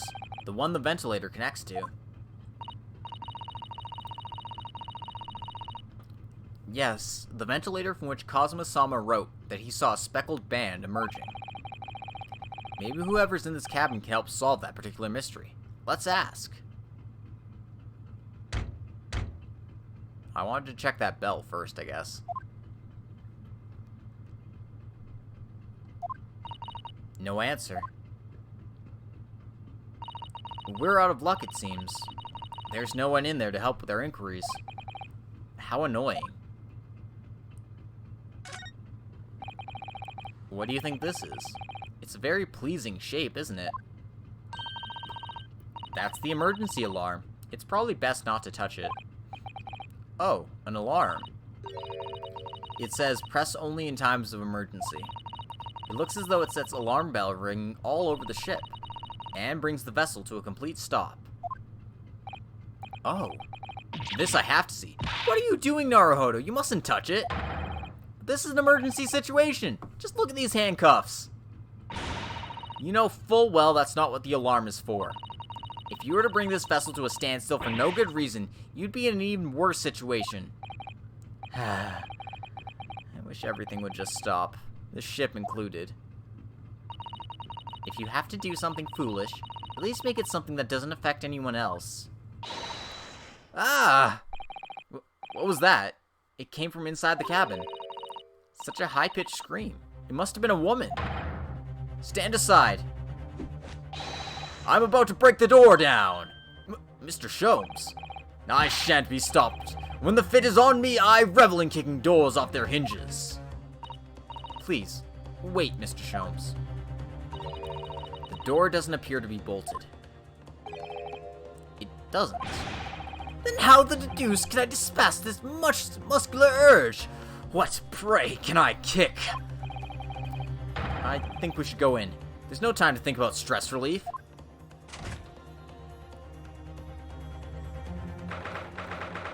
Ninth of January, SS Burya, first class cabin, number 2. Who are you? A Western gentleman? This man looks Russian to me. We heard a woman scream. A woman? Don't be absurd. As you can see, there's nobody but me in this cabin. True. This old man does appear to be the only person in here. But in that case, who just screamed? Get out! All of you! Now! Please excuse the intrusion, but you're Mr. Grimesby Roylott, I believe. Yes, that's me. And you are? I am the one and only, the actual Herlock Sholmes. You've heard of me, no doubt? No. I'm a great detective amongst great detectives, one who adorns the cover of popular magazines, no less. So I assure you, you may trust me completely. Man uses that magazine like a business card. A detective. I do not trust detectives. We distinctly heard a scream emanating from within these walls. But there wouldn't appear to be a lady concealing herself within the wardrobe this time. So, might I be so bold as to ask you open that small traveling case? What? Don't be stupid. How could anyone fit in a small trunk like that? Well, it's quite fashionable these days, is it not? Traveling inside one's trunk. Don't look at me. Oh my. Did you see that, Mr. Naruhodo? Yes, the case just shook. Leave, now! Otherwise, I'll call the steward. So this is Cosmo's neighbor? Mr. Grimesby Roylott. There's no doubt about it. This strange Russian man is hiding something. I couldn't agree more. Let's see if we can find some clues before that burly sailor returns.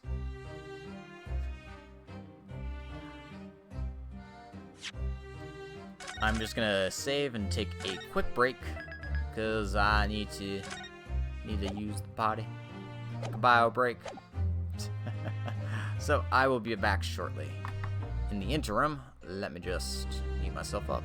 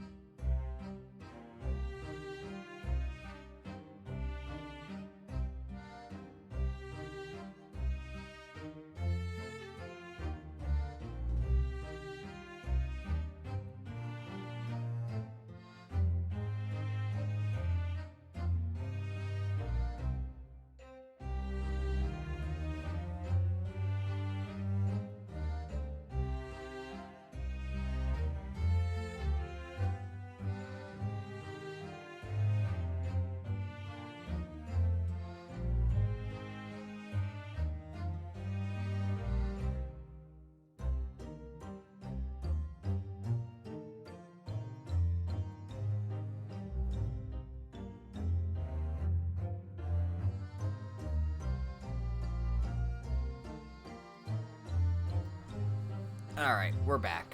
Or just about. There we go. Let us converse with this man first, see what he has to say. Mr. Roylott, we'd like to ask you about something. No!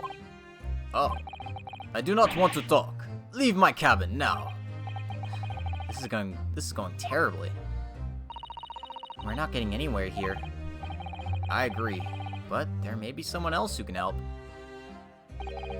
Perhaps that great detective could get somewhere with Mr. Roylott. Mr. Roylott, we'd like to talk to you about something. Oh. Same business as always.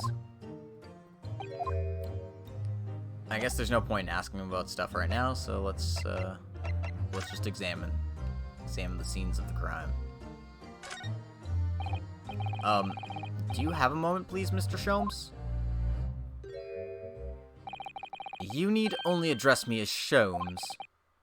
That's what I just did, isn't it? Well, Mr. Sholmes, what were you doing in there? Why, I was resting, of course. Resting? Indeed. I was contemplating our sea voyage from the confines of the wardrobe whilst waiting. Waiting for the inevitable time that you would need to call my great powers of detection into service. Oh. And it would seem that the hour is upon us now. The time has come. Am I mistaken?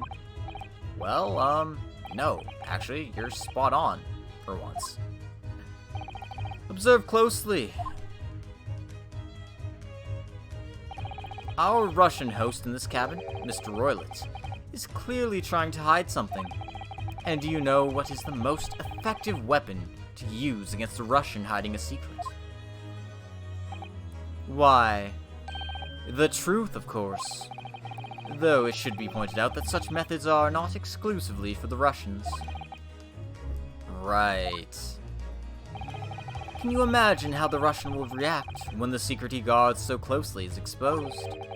Would you like to witness it? Oh yes, please. Well then, what you are about to see may well astound you. For I am about to apply my great detective's greatly admired, great deduction to the case.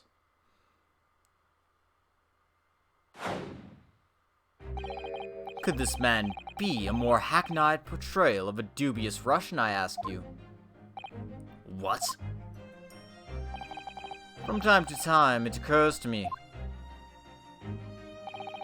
Is the fellow dubious on account of his Russianness, or Russian on account of his dubiousness?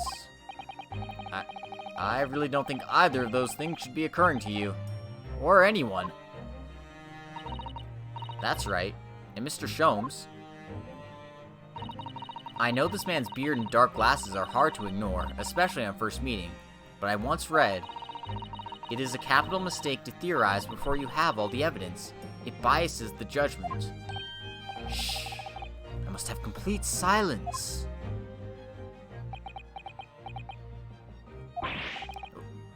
What are you doing?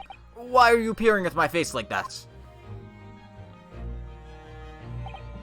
Ah, just as I thought. Yes, I've quite made up my mind now. There can be no other explanation that accommodates all the facts. Mr. Roylett, I have reached two incontrovertible conclusions. What do you mean? Number one, your true identity is that of a villain. Using those shears, you are about to end the existence of something most dear. Are you not? Huh? And number two, the other conclusion I've drawn. You are, at this very moment no less, in the midst of committing a most grievous crime. Beneath that beard, your mouth quivers with nervous tension as you realize you've been discovered. Does it not? Oh, Naruhodo-san, I never imagined I would witness one of Mr. Sholmes' great deductions with my own eyes.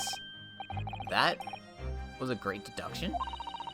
Nothing can deceive Mr. Sholmes. In a single glance, he can deduce all there is to know about a person. What? What ineffable twaddle! Oh yes, I've read about it countless times in the adventure of Herlock Sholmes. And now I've experienced the astonishing impact of his great deduction firsthand. This is like a dream come true! I can hardly believe it, but all the color is drained from Mr. Roylett's face. It looks like somehow both of Mr. Sholmes' conclusions were right. How How could I possibly know such things, you wish to say? Very well then. I shall elucidate. I shall explain how it was that I arrived at this pair of conclusions. So do I cordially invite you upon a journey of logical discovery. Let us board the train of reasoning. Put plainly, let us work through my deductions together. The great deduction. The game is afoot. What's going on here? The old man's identity. So, the dubious-looking Russian, Mr. Roylett, obviously what catches the eye in the first place is the enormous pair of shears in your hand. Now we ask ourselves, what could you possibly want with such an implement? The answer, of course, is staring us in the face. You were on the verge of using the shears to cut away that copious beard you sport. Now, moving on. What the heck is going on here? The question then begged is this: why would you desire to rid yourself of this magnificent beard, Mr. Roylett? Once again, the answer is plain. We have clear evidence to shed light on the matter. Regard, if you will, this morning's newspaper. In particular, the fascinating front page article, which, it would appear, you have read also, Mr. Roylett. I'm sure it needs no further clarification. The evidence that reveals your true identity is the article about the revolutionary. In translation, the headline reads, "Revolutionary villain Bolshevik flees Russia via Shanghai." As you cannot fail to observe, the subject of the article possesses an extremely copious beard. Having noted the article yourself, you decide to remove your incriminating facial hair before it gave you away. In short, your true identity is beyond doubt. You are the fearsome Russian revolutionary himself, villain Bolshevik. Not that I've heard of you myself, you understand.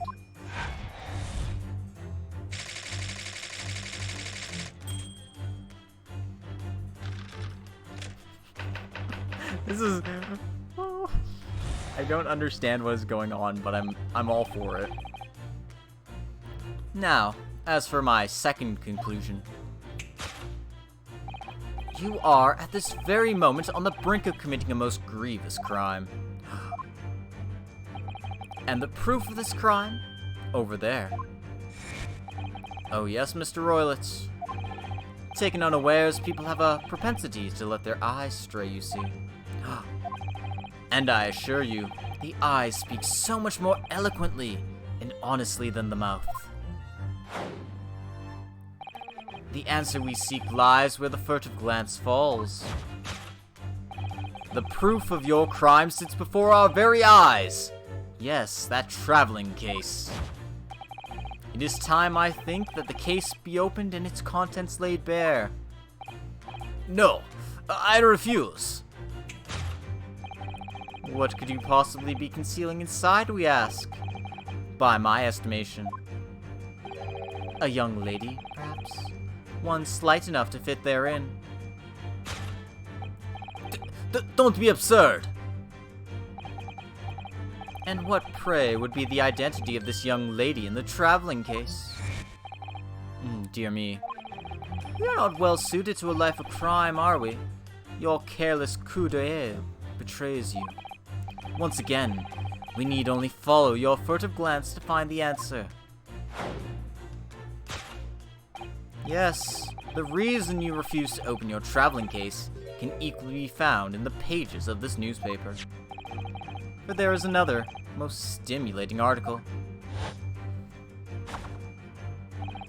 If we turn from the fleeing revolutionary to the back page.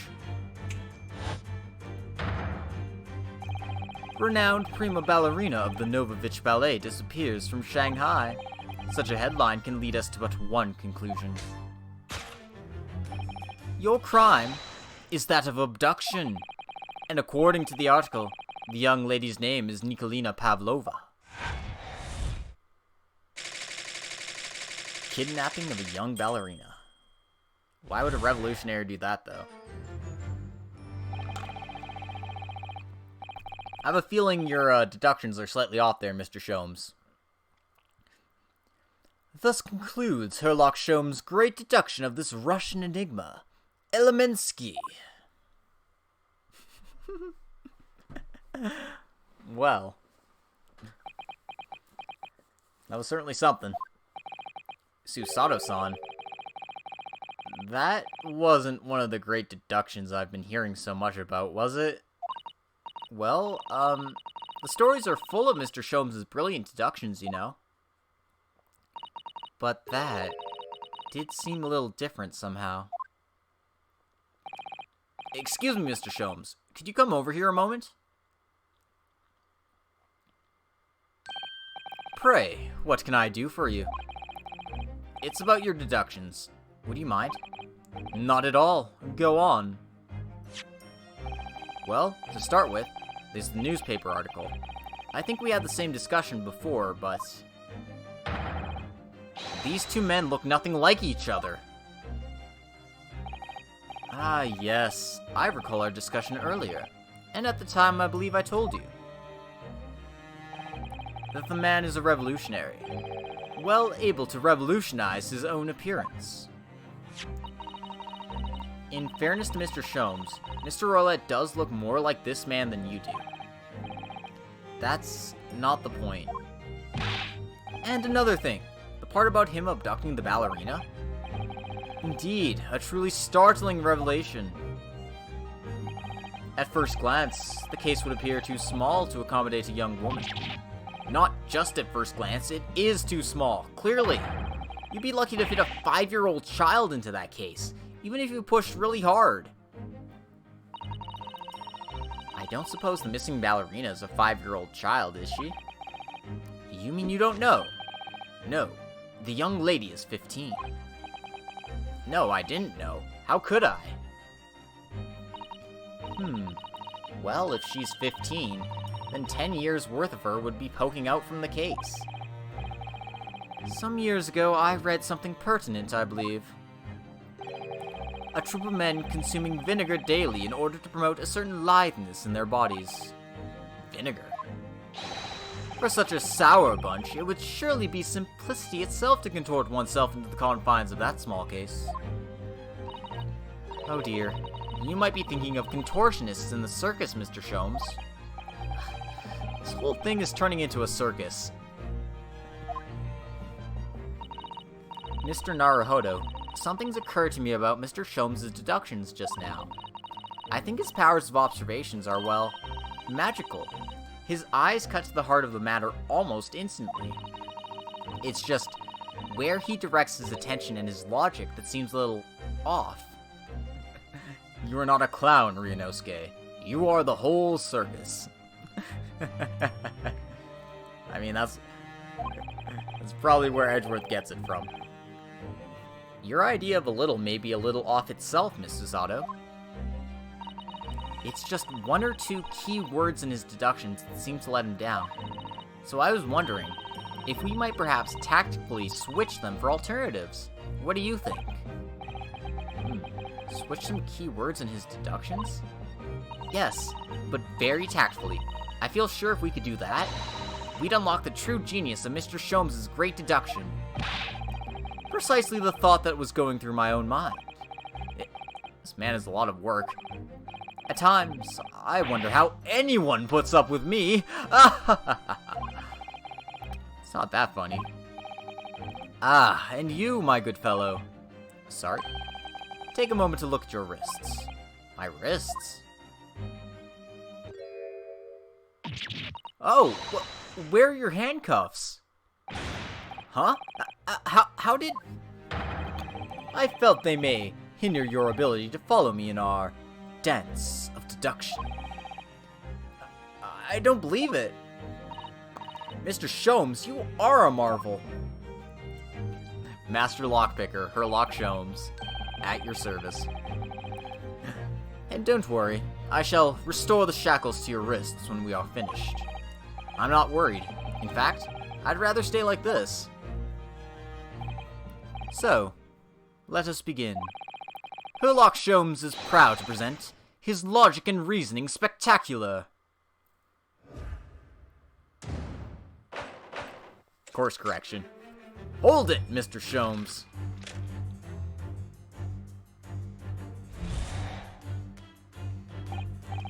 So, the dubious-looking Russian, Mr. Roylott, obviously what catches the eye in the first place.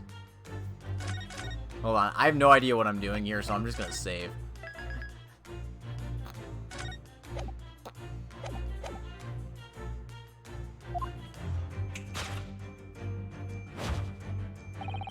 Is the enormous pair of shears in your hand. Now we ask ourselves, what could you possibly want with such an implement? The answer, of course, is staring us in the face. You were on the verge of using the shears to cut away that copious beard you sport. I'm not sure.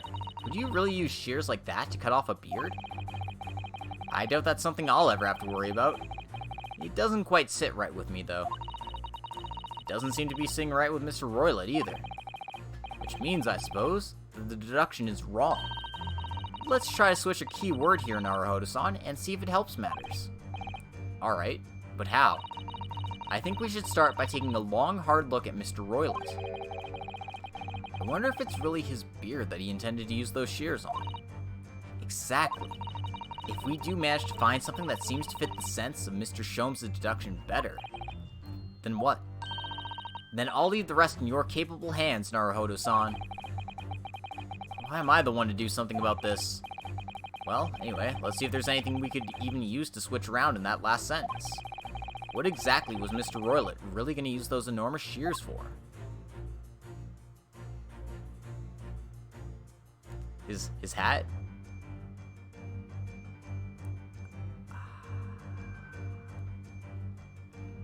We haven't been able to see his back, but I guess this makes it fairly obvious, doesn't it? Yes!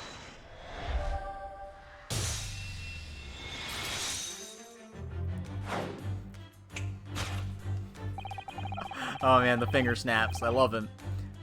You were on the verge of using those shears to cut away the golden locks you sport. Indeed. You have identified the precise detail I was intending to expose. Such lush golden hair certainly does not befit an old man. You're not a man at all. You're a woman. And judging from the length and sheen of your hair, one's still very much in her youth. Oh no. If only I had managed to cut off my hair, no one would have suspected. The question then begged is this: why would you desire to rid yourself of these magnificent locks? Once again, the answer is plain. We have clear evidence to shed light on the matter. I love these dancing deductions. It's just Herlock dancing around explaining his dumb logic, and then Ryunosuke is dancing with him to correct him. It's amazing. Looks like Kazuma has been thoroughly replaced as Ryunosuke's partner. God damn it. I'm sure it needs no further clarification. The evidence that reveals your true identity is the article about the ballerina. Well, that was a shock. I had no idea that old man was really a young woman in disguise. Did you? What? Why are you staring at me like that? Yes, it was a surprise, Naruhodo-san. You're enjoying this, aren't you? Sorry? You look like you're in your element as you dance around the room deducing the facts with Mr. Sholmes. I'm just doing what we agreed. I'm not having fun or anything. But, Baka, this is strictly business, not strictly Yes, I understand. Say no more. Well, anyway, let's focus on the next part of Mr. Sholmes' deduction, shall we? The evidence that he's picked out doesn't fit the facts... doesn't fit the facts at all now. No, that's true, given that Mr. Roylott is actually a woman. Exactly, he, or rather she, can't possibly be this merciless revolutionary. I suppose it's because the deduction as a whole has taken a different direction now. Yes. Let's switch the evidence for something else. Something that fits the facts as we now understand them. For some reason, this woman needed to try and hide her true identity. I feel as though I've either read or heard about a young woman in a situation like that recently. Alright, I'll do my best. Okay, so that's why we have two different article here's. Makes sense. Yes!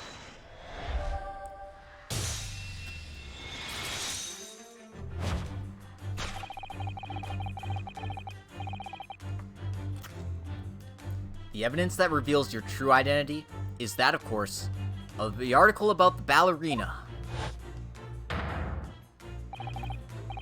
That's right, you've hit the nail on the head. A renowned prima ballerina of the Novovich Ballet disappears from Shanghai. It would appear that we are finally able to address you by your true name. Yes, because your true identity is that of the Novovich Ballet's prima ballerina. Miss Nicolina Pavlova. Ah!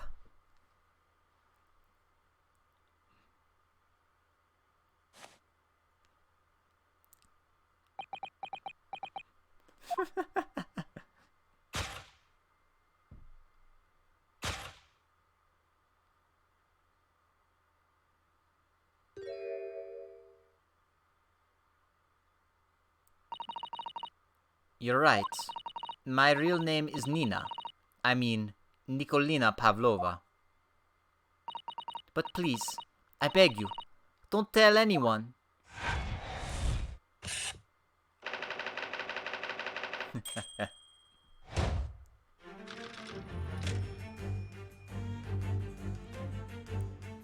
Wrongdoing. Well, clearly she's not a kidnapper, if she's on the run. Now, as for my second conclusion. You are, at this very moment, on the brink of committing a most grievous crime. And the proof of this crime? Over there.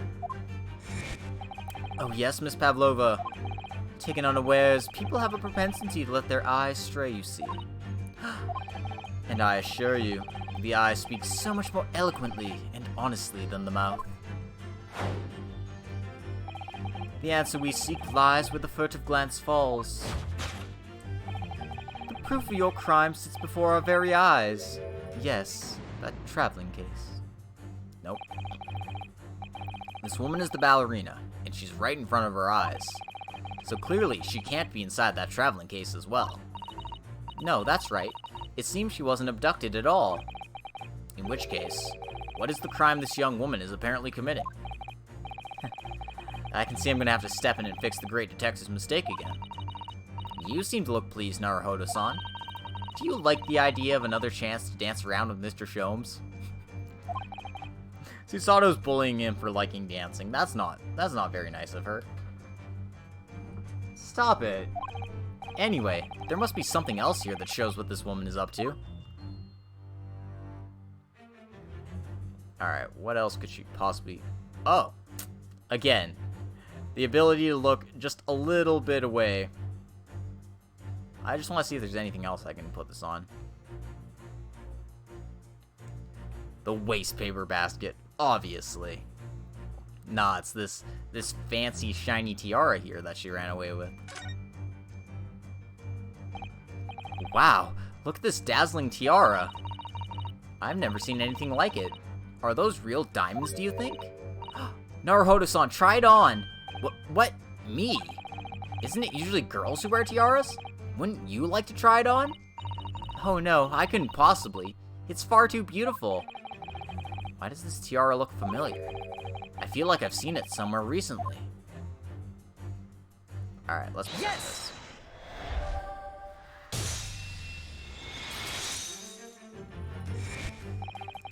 The proof of your crime is surely this tiara. I believe this tiara is worn on stage by dancers in the Novovich Ballet, is it not?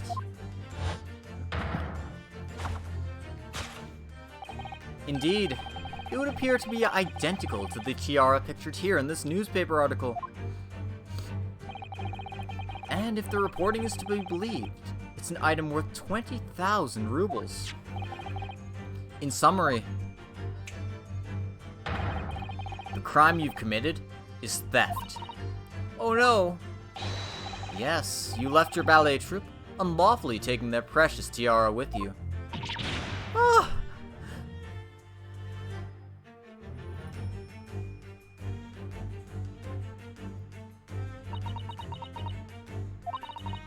I have no one, no family, no friends. I am all alone and I need money. But I did not steal the tiara. It was a present from, how do you say, an earl? A Prussia. It belongs to me. This girl is only 15 years old, and she's run away all by herself. She must have been extremely lonely.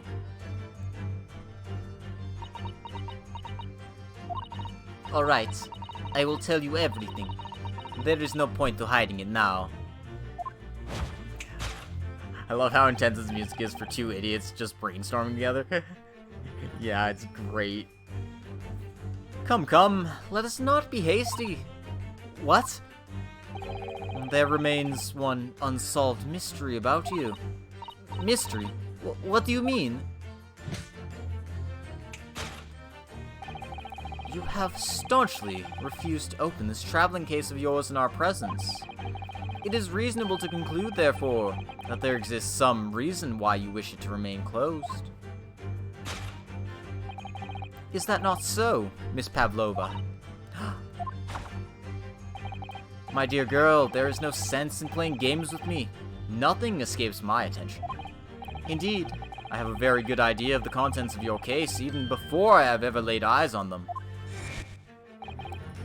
Oh dear me. We are not well suited to a life of crime, are we? No careless coup d'oeil betrays you. Once again, we need only follow your furtive glance to find the answer. Yes, the reason why you refuse to open your case is written on the books on the shelf. He's completely changed tack with his deduction now. I think Mr. Sholmes is adapting his logic to the changing circumstances, don't you? Maybe, but why has he suddenly brought the bookshelf into all this? It's just a wild guess, surely. Oh, do you think so? Well, it doesn't seem likely that the reason why this young woman doesn't want to open her case would have been written in a book that doesn't even belong to her.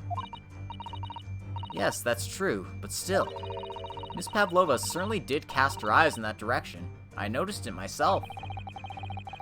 Then there has to be another reason why she won't open her case. And it must be somewhere in the same area, if that's where her gaze was involuntarily drawn. I agree, that's the only answer. Whatever she has hidden inside that case should be revealed by following her gaze in the direction of the bookcase.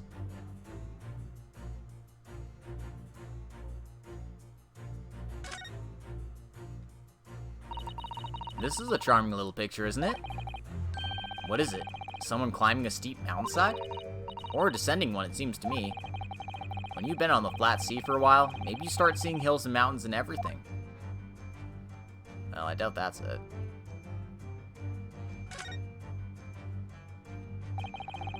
It's a metal door, the same as in Cosmo's cabin. Yes, and the rather slim bolt is the same as well. Well, if Miss Pavlova was actually glancing at the door here instead of the bookcase, that would suggest a desire to run away from this cabin. Maybe. Well, let's check out the rules of passage. These are the rules of passage for travel aboard the SS Burya. Passengers must not keep weapons or other dangerous objects in their cabins. Pets are also strictly forbidden. There was exactly the same notice in our cabin, too. I wonder what happens if we break the rules. Oh dear, I'm sure the punishment would be severe, Naruhodo-san. You'd probably be left adrift in the freezing cold ocean, or shut inside a tiny wardrobe for days on end. So I've actually been serving time for weeks now, have I? I'm gonna guess it's the rules of passage.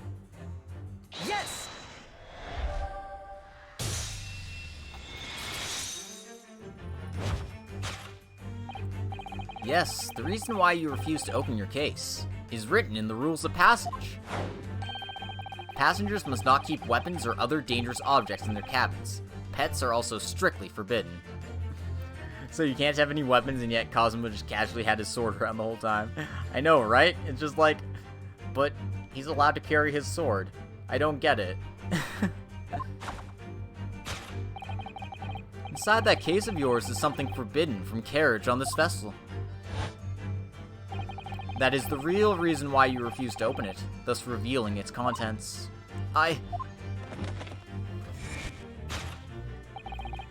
As we've seen, the trunk wobbles from time to time, but no weapon or other dangerous item would move of its own accord. Which leaves but one possibility, Miss Pavlova. Inside your traveling case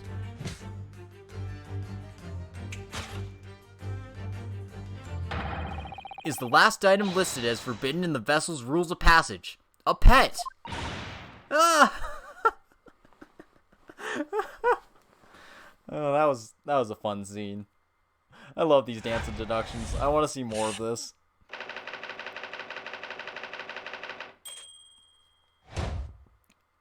So, she's had a pet the whole time. Deduction complete. Elementary. My dear Naruhodo.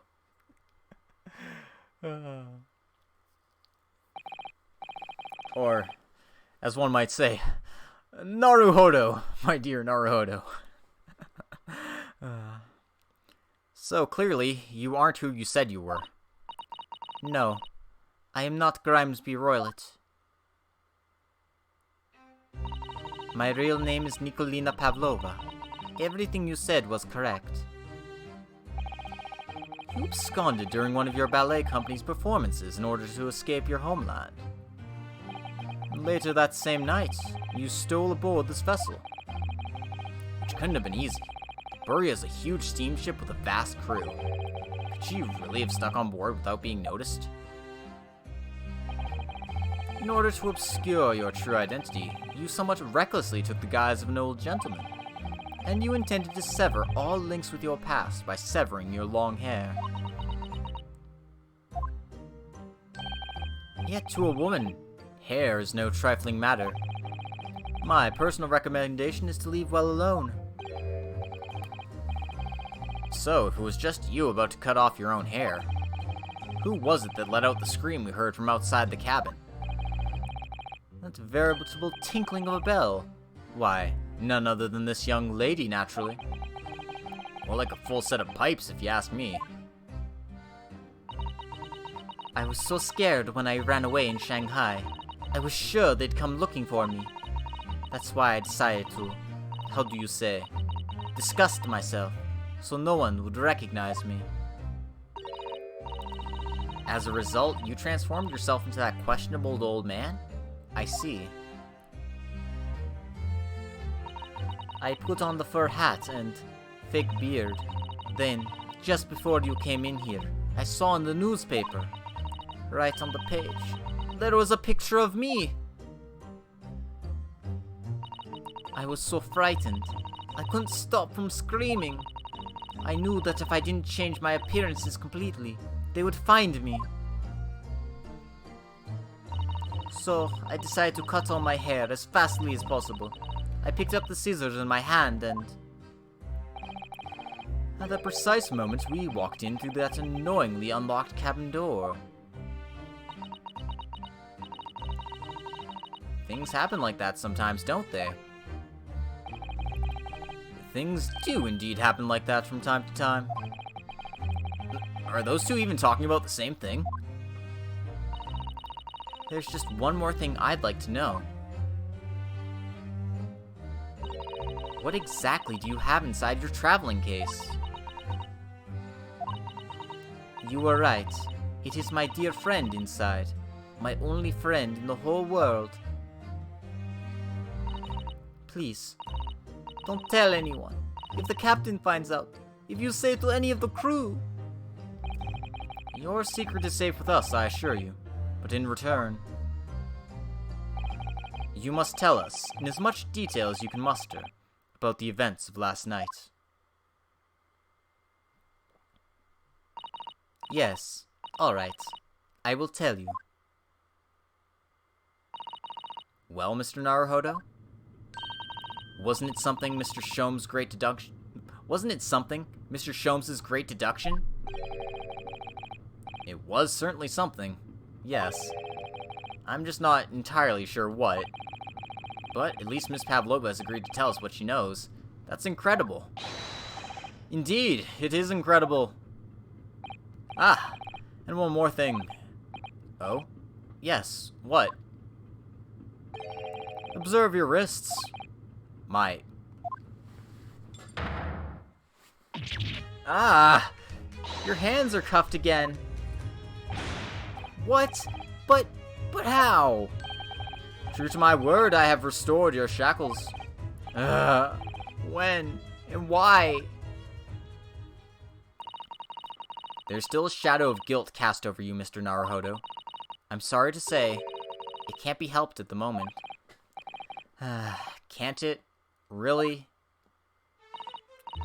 Anyway, let's listen to what Miss Pavlova has to say. I can't go on not knowing. I have to find out what the speckled band that Kazuma-sama wrote about in his diary really was. Well, I would be glad to find out. However, we will have to save it for next time. Because, my voice is starting to go. It's right around 2.5 hours. It's kind of hoping for 3, but again, my voice is starting to go, so I can only do so much. But yeah, it's a lot of fun. I really loved doing that dance of deduction with Sherlock, or Herlock. I gotta watch myself, or the Doyle estate will be after me. So, thank you all for coming. I hope you enjoyed it. I certainly did. I had a lot of fun. And whenever next time is, we'll be figuring out the truth of what that speckled band is. What really happened to Kazuma Asogi, and who was the dastardly villain that took his life. I'm super close to this first save break? Oh. Okay, screw it. I'm gonna go for another however long then. If I'm super close to the first save break, never mind. Forget that I just said that I was closing, because I'm gonna keep going. But I'm also gonna examine everything, because that's what I do.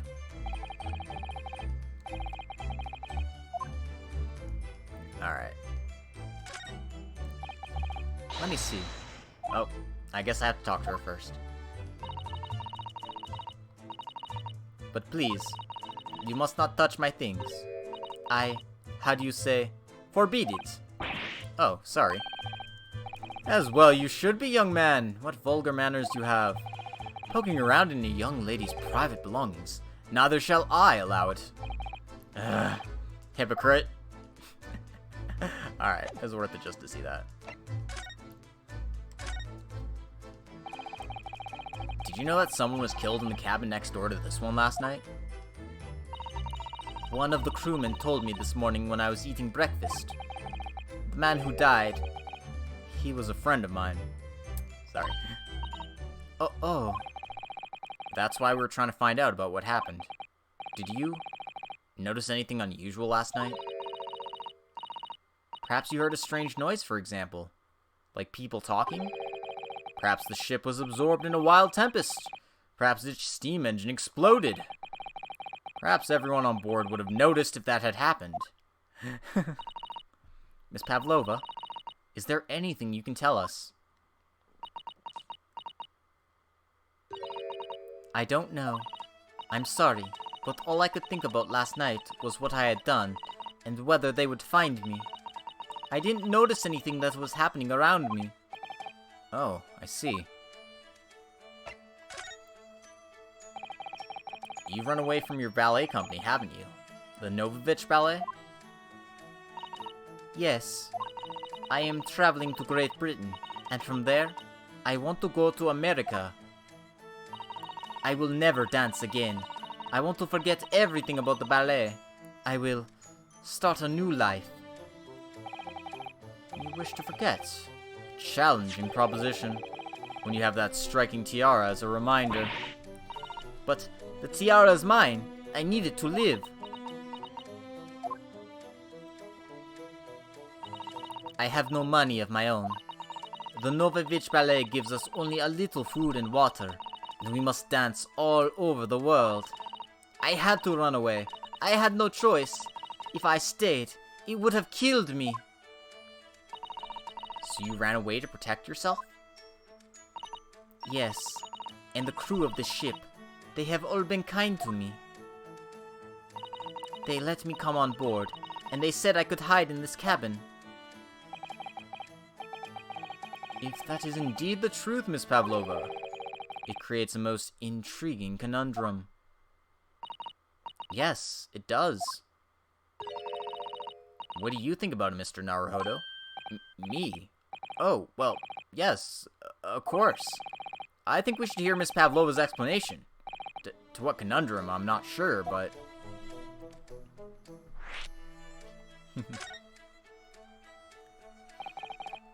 Miss Pavlova, allow me to pose you a riddle.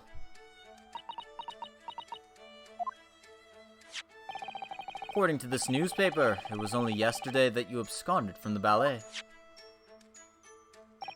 Now, that being the case, it must have been last night that you boarded this vessel. However, the SS Buria stopped by no port last night. Oh, that's it, of course! So how is it, pray, that you come to be aboard?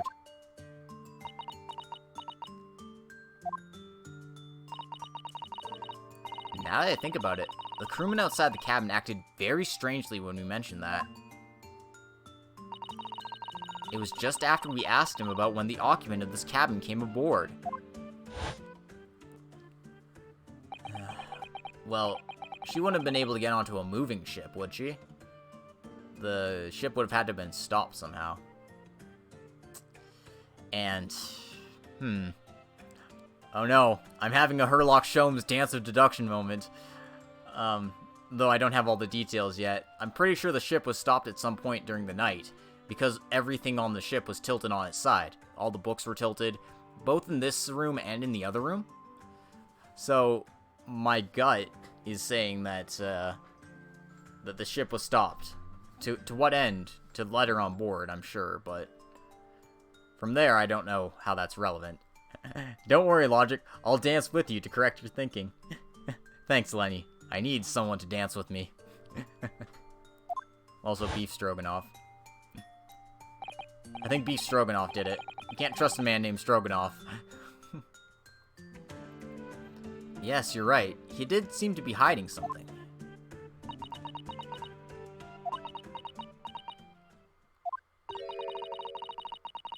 An angel descended from the heavens, bringing grace and beauty to the stage. Sorry?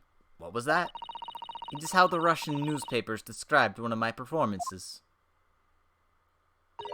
And that is how I came here too. I descended from the heavens, because I am an angel.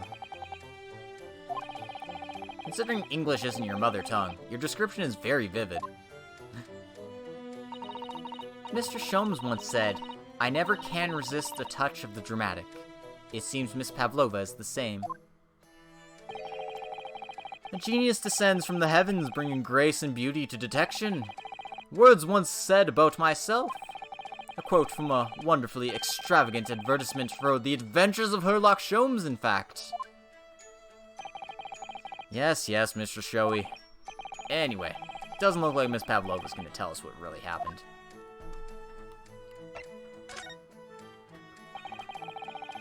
So the friend you mentioned is inside your traveling case. Is that right? I don't think animals are allowed on board, according to the rules of passage. Oh, please, don't tell. Don't tell any of the crew. If they found my precious... Then the burly Russians would bestir themselves in unison to throw you and your case overboard, no doubt. So reassuring, Mr. Sholmes. But what sort of pet is your friend? A little puppy? It is a little puppy, isn't it? Maybe an adorable little rabbit? Ha! You credit Russia as a land with small rabbits, do you? Oh, don't they have small rabbits there then? You may well ask. I have no idea. You two are miserable bunglers when it comes to understanding the nature of young ballerina's friends. Isn't it obvious? It must be a chicken. Really? Consider the benefits. A rousing wake-up call. Daily fresh eggs. And when adversity strikes, satisfy the needs of sustenance. So you'd eat your friends. I'll remember that. Definitely not a chicken. The Russian chicken. Oh, no dear. Well, it would appear this friend's identity is a closely guarded secret not to be revealed.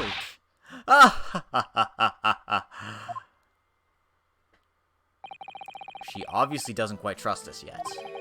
There's something I should like to show her, I think. Maybe she might be able to shed some light on it. Alright. I've got it.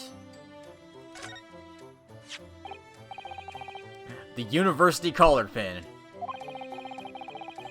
I'm actually a university student from the Empire of Japan, you see.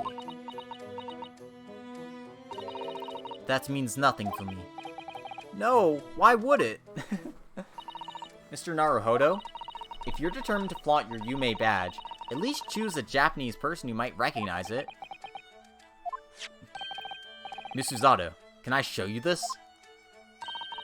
Maybe later. Oh, I could show Inspector Hosonaga, too.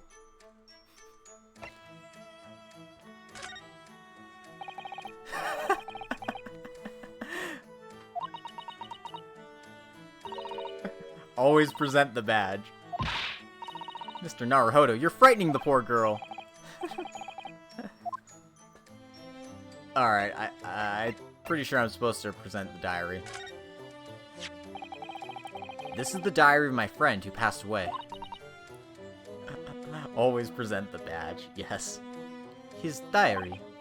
Yes, and he wrote in it last night before he died. Phoenix had to have gotten it from somewhere. Something a little unusual. It reads, 1:23 a.m. I can hear a faint whistling sound. And then a few minutes later, 1:35 a.m. What looks like some sort of speckled band is dangling from the ventilator grill. A speckled band? I don't understand. It's strange, isn't it? The ventilator he mentioned joins this cabin, you see. It's up there on the wall. In other words, this cabin and the victim's cabin are connected together. Oh. Miss Pavlova, has something occurred to you? Does the speckled band the victim mentioned mean something to you? Or the whistling sound, perhaps? No. I don't know anything. Oh.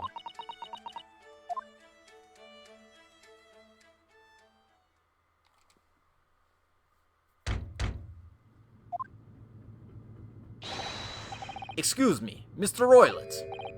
Yes, what? Wow, she's fast. Captain would like to speak with you. You must come to Captain's quarters at once. Please. Alright, I will come now.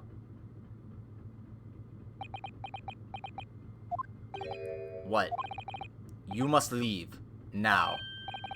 Oh no, it's fine. Don't mind us. Yes, please don't worry yourself, Mr. Roylett. Get out! Passenger said out! Or do you want me to throw you out? Looks like we'll have to leave investigating this cabin until later. What a pity.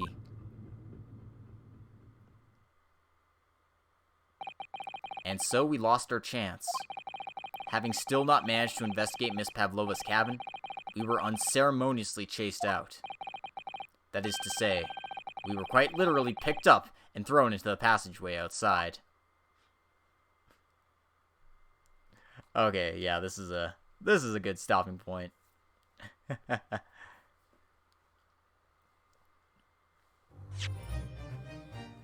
Alright, so for reals, that was a lot of fun. We learned a little bit more But we still have plenty of questions that need to be solved. So hopefully, we'll find out the answers to those questions next time as we continue with trial number 2 of the Great Ace Attorney. My name is Logic Blade. I stream on Twitch and I port all my videos to YouTube, so you can check me out either here or there. If you're interested in supporting the channel, feel free to like, comment, subscribe, do all those fun things. And if you want to do even more to support the channel, feel free to check out my Patreon account. I write lots of fanfiction there, and you can get early access to it there. Or just check out my Archive of Our Own page, where, again, I write a lot of fanfiction. You can see all that fun stuff over there. In any case, that's it for today. Have a good day, everyone, because it is actually noon. And we will see you next time. Until then, au revoir. Toodaloo.